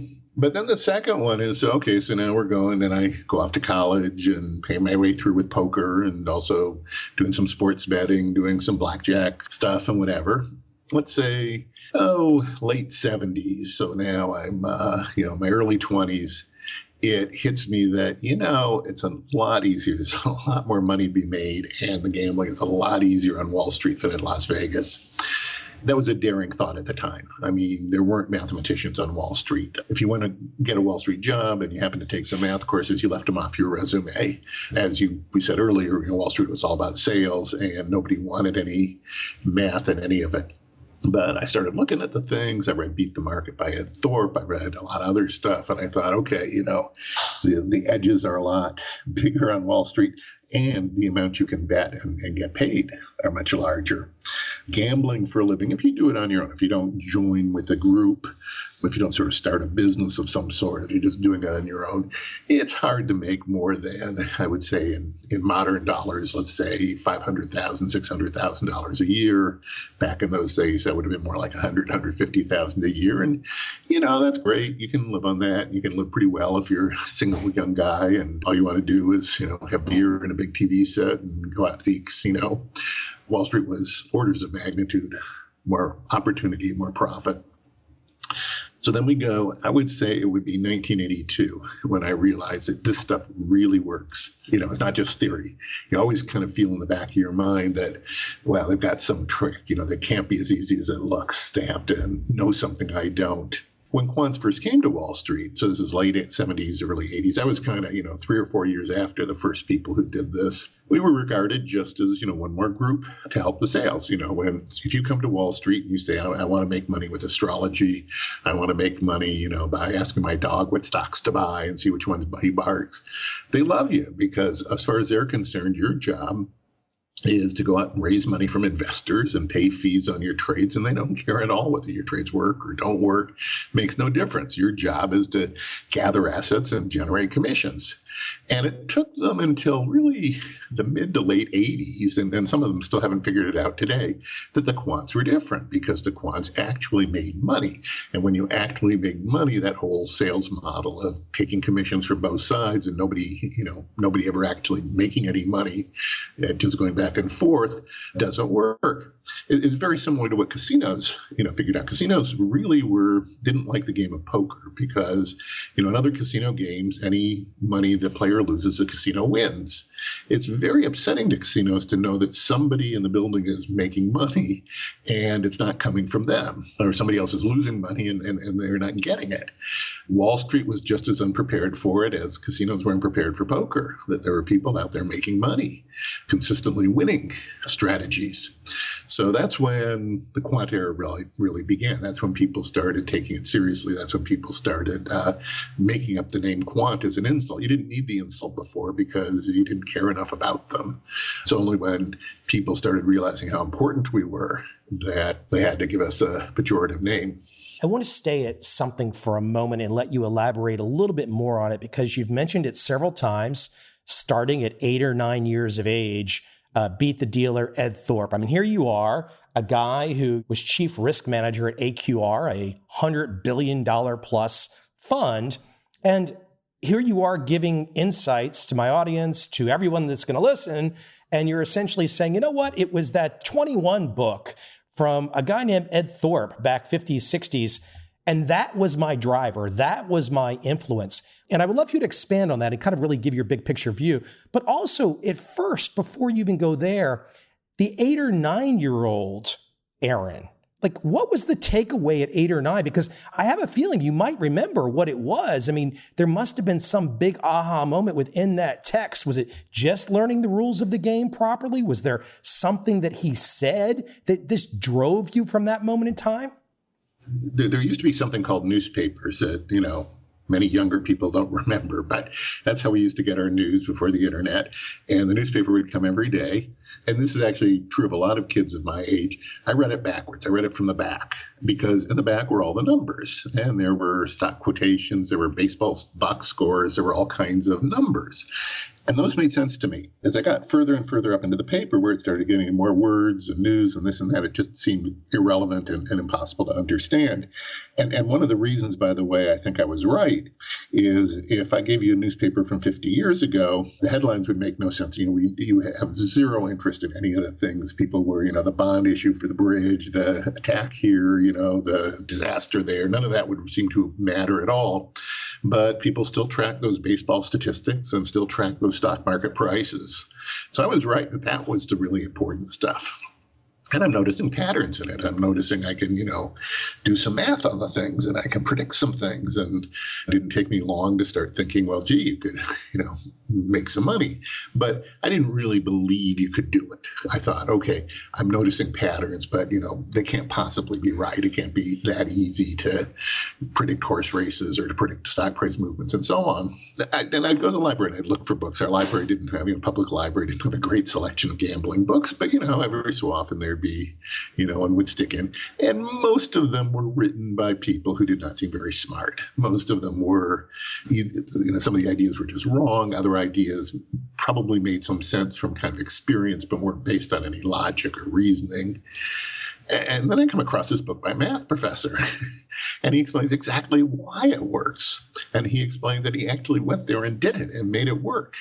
And the whole animating motivation of the book, how he talked about, I got interested in this problem and I worked on the problem and I solved the problem. And then I went out and I bet and I won. That resonated very strongly with me. That is what I wanted to do with life. I wanted to find problems, solve them, not just make some money. Making money is one way to prove your solution works, but the key is you're beating somebody. You're doing what you're not supposed to do. Everybody tells you can't beat the House, you can't fight City Hall, you can't do anything, you can't beat the market. And here's a guy who says, yeah, you can, and he used some math. And I understood the math, and I could do the math myself. I couldn't actually reproduce his computations at the time because I didn't have as big a computer as he did, but I could work out approximations that were enough to convince me that the thing actually worked. Even mathematicians at the time, this is something that really hit me. There were mathematicians at the time who dismissed the work, not because they had gone through the math and decided it was wrong, but they had this idea, you can't beat the House. No system of betting can ever win. And they had, for so many centuries, mathematicians have told people, no, a martingale strategy doesn't work at roulette. No, betting on the number that hasn't come up, in the last 20 spins doesn't work. They've gotten so ingrained that they forgot the mathematical basis for the reason the casino wins and started taking it as just a religious article. And the fact that, even mathematicians would do that, much less everybody else, told me I was on to a rare and secret truth. It sounds like also just as a really big kind of aha moment that when you saw, even though it was via your library through a book, the moment you saw that someone else could do it, they proved it. You didn't know him at all. Obviously, you had no connection to him. Maybe you've met him by now, you're later on in life, but you had no connection to a distant, immediate lightning bolt inspiration. Okay, if he can do it, I can do it. Yep. And by the way, yes, I have met him since, and he's a friend. Doesn't live too far from here, actually. But yes, I didn't know him. But it was very important that he was a math professor. It was very important he was from MIT. If just, some random guy had done this, if I had come across, one of the books by some of the later blackjack experts, Arnold Snyder or someone who didn't have the academic credential, then I would not have been so convinced. But my father was a professor. I was used to the idea that, a PhD from MIT means something. And if he says it and I can kind of follow his reasoning and verify it, I believe it. If somebody had written a book, how I made $1 million playing blackjack and here's my system, it would not have meant the same thing to me. I want to take a slight divergence from where we are right now to go to something, a side topic to this world. I see many, many traders, and I first noticed this over 15 years ago. I kept seeing so many traders, so many people on Wall Street had this love affair for Ayn Rand. And I've noticed on Quora.com, you are the champion in terms of answers, and really so much of it seems to be even beyond Wall Street. And so many people are really coming to you for views on liberty. They really want, the Aaron Brown view on liberty. Why don't you also give me a starting place for that too? When you first had your kind of I don't want to say come to Jesus, but your first moment where you wrapped your arms around the idea of Smith and Hume and Hayek and Mises and Rand, and you said to yourself, okay, this is really resonating with me. I didn't read Ayn Rand until much later in life. I'm not particularly, whatever I say, I'm not particularly impressed by most of it. There's a lot of weird stuff in there. Came to that stuff much later. My kind of native self-invented libertarianism comes from just an idea that institutions are big and stupid, and I just always wanted to beat casinos. I wanted to beat the government. I wanted to beat the market. I wanted that kind of individualism, and that the enemy of all of that was always stupid people who organized together to keep you down, to suppress innovation, to make sure that they were comfortable regardless of what happened to anybody else. It was by no means a philosophical or political libertarianism. It was just a personal desire to do what I wanted and to do it on my own. Older, I was probably in college when I came across reading some of these people, and some of it resonated with me, some of it didn't. Eventually, I guess I consider myself sort of a Hayek, would be the closest thinker. A lot of libertarians, sort of the Ayn Randian libertarians can be pretty weird. Murray Rothbard type hard property rights libertarians, they say a lot of stuff I don't agree with. There's a certain kind of libertarian who believes you should have absolutely no government, except you should have this extraordinarily powerful, vicious, violent thing to protect property rights. And that just made zero sense to me. If I don't regard property rights as any more important than any other. In fact, they're probably less important than most other rights. Within the libertarians of like the 70s and 80s, 90s, I was kind of a touchy-feely, a pacifist type. I was a moral libertarian. I start everything from it's never right to initiate violence against an innocent. And that when you reason from that, you just rule out almost all the things governments do. But I never really started out with rights of man or objectivism or anything like that. I think libertarians have kind of moved toward me. I think I'm now more mainstream than I would have been in those days. So the main actual thing I ever did, I was never an organizer. I never did anything. I would refuse to give my Social Security number. And I did that for many years. It got harder and harder. Eventually I gave it up probably sometime around the mid-'80s or so. It just got too hard to do it. But, you learn a lot about libertarianism if you actually try and do that, just you tell people, no, I don't have to give you my Social Security number. The law says I don't have to give it to you. I can carry a piece of the law around with me to show it to you. Life got very, very difficult. I sort of feel bad that I gave that up. I wish I was still doing that. Of course, in 1976, they changed the law, and now you are basically required to give your Social Security number. That was the kind of thing that appealed to me.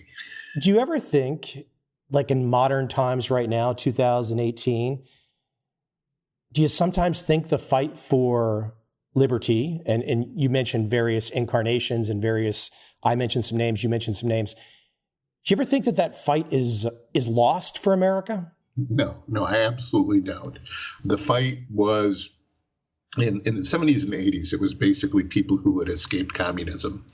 And they had some very specific ideas that didn't really apply. And they did lose. And I think, they're gone. They're historical relics. They're not going to be and a lot of libertarian organizations still, worship them and still, have their writings, but they're just not really relevant.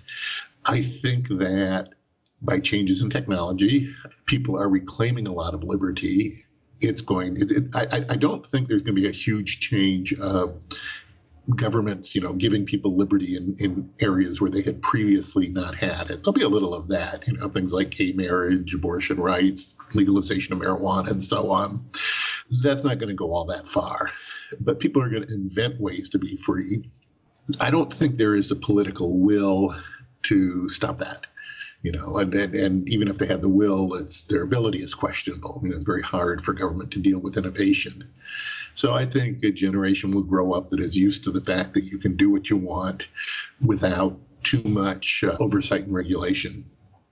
I don't think we're going to go to a pure libertarian society, but I do think my children will be much freer than I was. I have so many economists come on this show and we share insights about these topics. So I was just really curious your opinion. I appreciate that. I want to shift into something that really starts to get into when people are listening, they say, hey, I really want to know something about this from Aaron. If I want to take you back in time, gosh, I can't believe it's a decade now, right? To 07, 08, right? Can you really, it just seems time has flown from that time period. When you look back on that time period, a decade ago, and I'm sure you've reassessed every month, every year since then and kind of thought about that time period. What is the big takeaway now, a decade later, for you? I mean, like if you're just kind of talking to yourself and you're sharing views on risk management, what is your takeaway for that time period?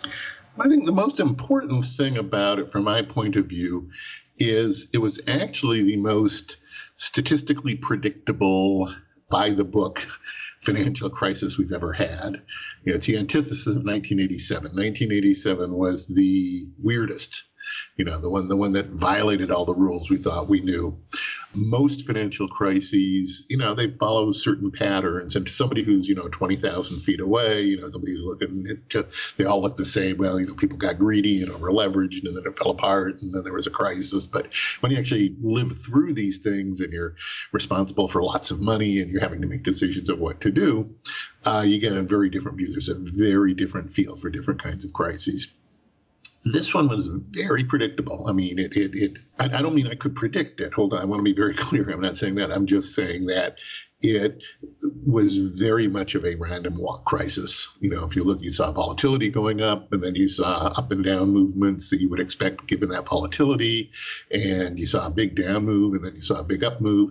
The only thing about it that was kind of unpredictable out of left field that surprised a lot of people, including me, and caused problems was the government reaction. The government did not react the way I would have expected on it, and that messed things up a lot. The other thing I say about it is people have a tendency, it's old Nassim Taleb's narrative fallacy. They tend to tell a story about something, and they tend to tell a story in the order things happened. And, the first thing the first shoe that dropped in this crisis was subprime. And so people call it the subprime crisis, and they kind of trace it. Well, there were subprimes, and that led to CDOs, and CDOs led to CDO squared, and blah, blah, blah. But when you look back and you actually see, okay, what was really going on? What was the problem? It certainly wasn't subprime. It just wasn't big enough. We had 5 previous subprime crises, and none of them even made the front page of the Wall Street Journal. They were just, contained within the subprime field. The fact that, these subprime pools, you expected a 5% loss rate, and you got about a 20% loss rate. Well, that's bad news. You're sorry you bought it, but you expected a 5% loss rate. You built in a 10% extra, interest kicker so that you would make money even with a 5% loss rate. So you expected to make 5% on these things, actually end up losing 10%. That's just not a disastrous occurrence. That's not something that makes institutions fail. That's not a gigantic surprise. Prime mortgages, there was a much bigger surprise. There were pools that should have had a 0.03% default rate that actually had a 1 or 2% default rate. That's a much, much bigger surprise. But even that wasn't enough. I think what you really have to think about, you have to say, let's look at 2007 to 2012. Let's look at the 5-year period. And the really, really big event in there, the sovereign debt crisis that kind of hit starting in 2010 with Greece and kind of spread. And people figured out that governments do not have enough money to pay the promises that they had made. And we kind of already knew that. But it was always actuarial. People were always saying, okay, in 25 years, the Social Security Trust Fund runs out, or you project things out. But when you project things out, people say, well, if investment returns are a little better, if healthcare costs don't rise so fast, if demographic projections come in a little better, the whole thing might go away. So let's worry about it tomorrow. when you actually have things start failing, when Greece actually fails, when Iceland actually fails, when Ireland actually fails, when Spain and Italy nearly fail, where Portugal nearly fail, that's a problem today. You have to deal with it today. And I think that change in mindset was the ultimate cause of what happened. The reason it showed up was, okay, so subprime has problems. So hedge funds have problems. The Bear Stearns hedge funds have problems. The Bear Stearns hedge fund problems spread to Bear Stearns. The Bear Stearns problems spread to the U.S. government. That's when people started doing the math and saying, wait a minute, the governments can't bail out the banks. If the banks lose money, that is not a statistically unpredictable amount of money. It's not something that somebody should have said was impossible. It was something that you would have expected if you were just looking at the value at risk these banks were publishing, if you were looking at the volatility of their stock prices and so on. In a bad event, but not a 10 standard deviation event, a 2.5 standard deviation bad event for the banks, the governments are helpless. And if the governments are helpless, we don't know what's going to happen. We don't know what's going to happen to the value of our money. That was the reason, by the way, that Bitcoin was invented. At the time, nobody was paying any attention to that. But in fact, that was, here was a guy in 2008 who was seeing forward, or a group, we don't really know which, and seeing forward saying the real ultimate issue here is government credit, is the value of money. That was not resolved until about 2012. That's when it went away. So the stock market, drops 50%, goes back up 100%, goes back up another 100%, and all that's where all the attention is focused. Banks go out of business, new government entities are formed, new laws are passed. That's all the attention. But the real issue was people believe that governments, and I'm talking primarily about here, developed country governments, have surmounted the short-term problem of everything falling apart. We're not going to run out of money in the next 5 or 10 years. We're back to that actuarial problem 25 years down the road, where there's a lot of ways you can hope that things will get better. And to me, that was the nature of the crisis. Sovereign credit was the key, which we didn't know, nobody had any idea about until, 2010 or so. Would you say that everything that took place, the various players, whether it was the feds or Mr. Buffett stepping up and getting some sweetheart deals, et cetera, TARP, lowering interest rates to zero, all these actions in hindsight from your perspective, would you say these were all correct and it all worked? Well, it worked in the sense that everything survived, but I think things would have survived pretty much the same without those actions. I don't think those were so important. I think people are very conservative about finance. There's this real superstition that finance is all about confidence, and if somehow the public loses confidence, the whole system breaks down. Finance is not about confidence. Finance is about real solid economic relationships. There's really solid mathematics. You can trace this on. It's not about people panicking or doing stupid things. And therefore, all the focus on, we have to prevent panic, we have to prevent a bank run, we have to reassure the market. All that's nonsense. What really people did the math and found out that the government did have the money. It didn't really matter whether that money was in the Fed or whether the Fed used the money to buy assets from the bank. People figured out, the United States government has enough credit to keep the banks solvent and to keep the financial system running and to keep the dollar having value and to keep promises about pensions and health care and so forth. And that's when the stock market went back up. And then in Europe, it took a little longer because it was a lot closer call in Europe. And of course, in Greece, it couldn't be done. But people were willing. People decided, okay, Greece and Cyprus and a few other places are the outliers.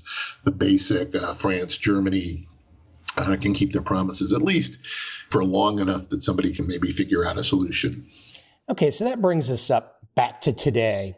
And I want to toss out a phrase that everyone hears and near and dear to you, the efficient market hypothesis, right? And so you have attended the University of Chicago and for your MBA, So we have on one side of the equation, in my mind, I can see Eugene Fama on one side of the equation.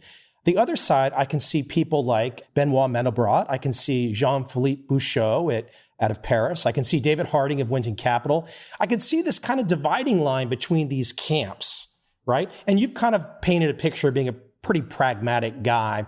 Can you fill in the blanks for me? Is it really two poles? There's a chasm there, there's a separation, and it's two camps that just see the world very differently? Or is it been positioned as being more different than it really is? People certainly feel very differently about it, and people will give you very like Eugene Fama still absolutely in his heart. You sit down with him, really believes everything is efficient, and even though he's published, the 5 Fama French factors, even though he's admitted there's multiple risk factors and that things aren't completely efficient, he doesn't really accept it. And in fact, he will frequently forget it.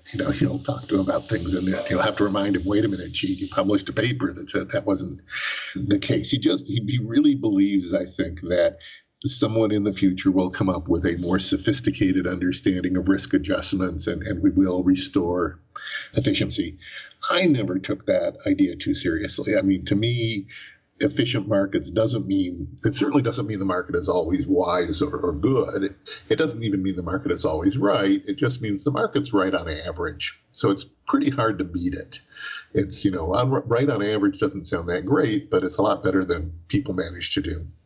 But you can, with very careful mathematics, eke out a small edge, a lot like at Thorpe and casinos. Casinos are still making huge amounts of money. They're still building big buildings. They're still making gigantic profits, even though Ed Thorpe figured out, no, there's a way to beat them.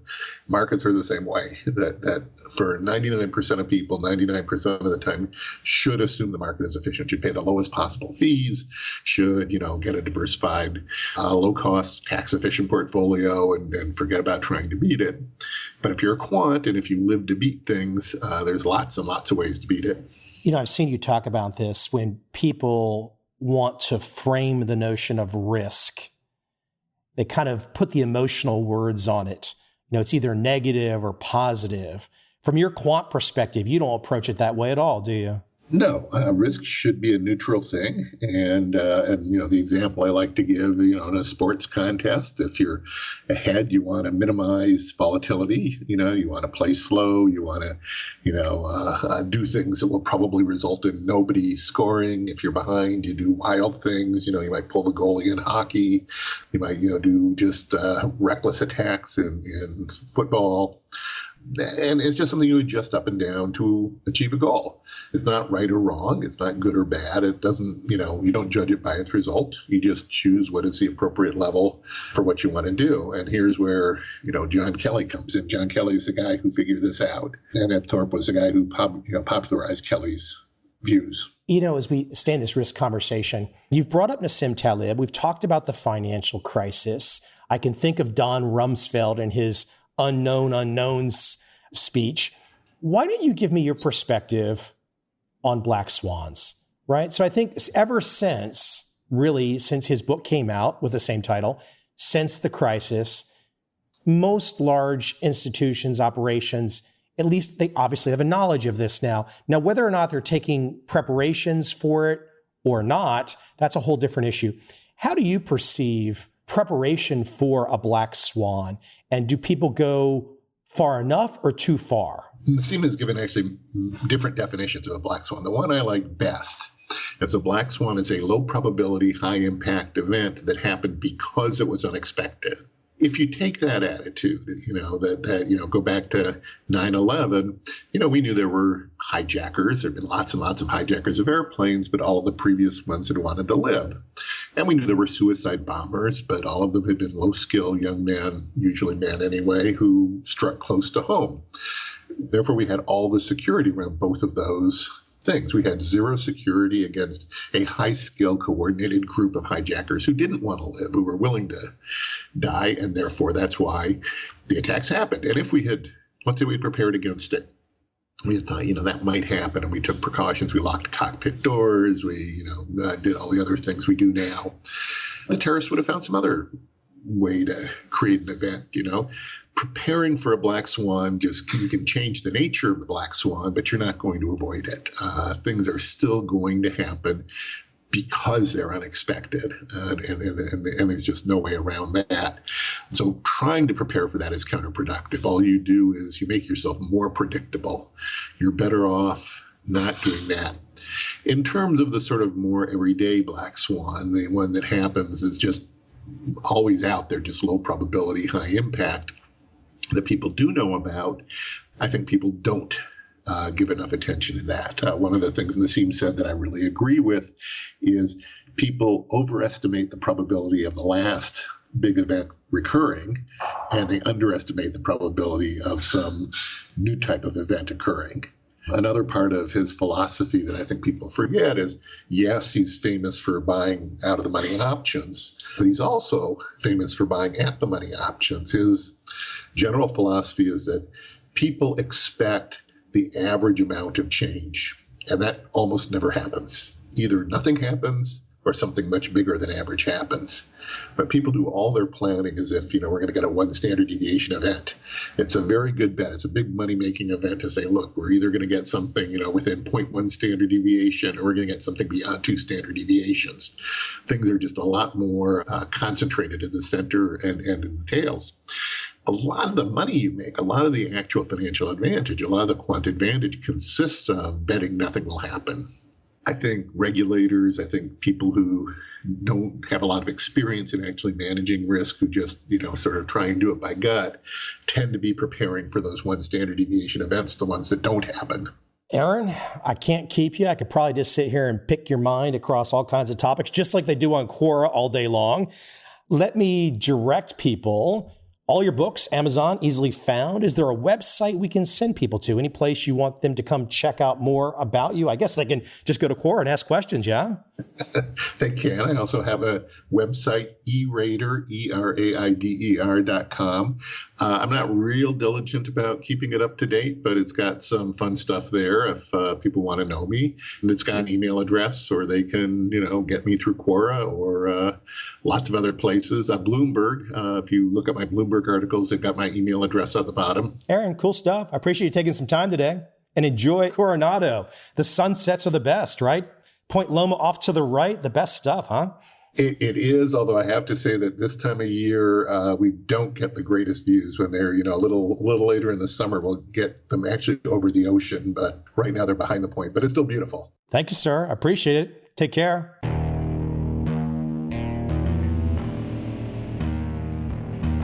I see a time when those awake will understand how to make money in up, down, and surprise markets. Whether new trader or experienced, college student or financial advisor, protecting against a crash or just trying to make a lot of money, trend following offers everyone an answer in uncertain times.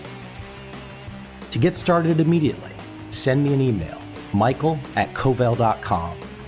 I will send you the right trend following steps to take along with my free video. But if you want to buy and hold, trust the government and trust Wall Street, this is absolutely not for you.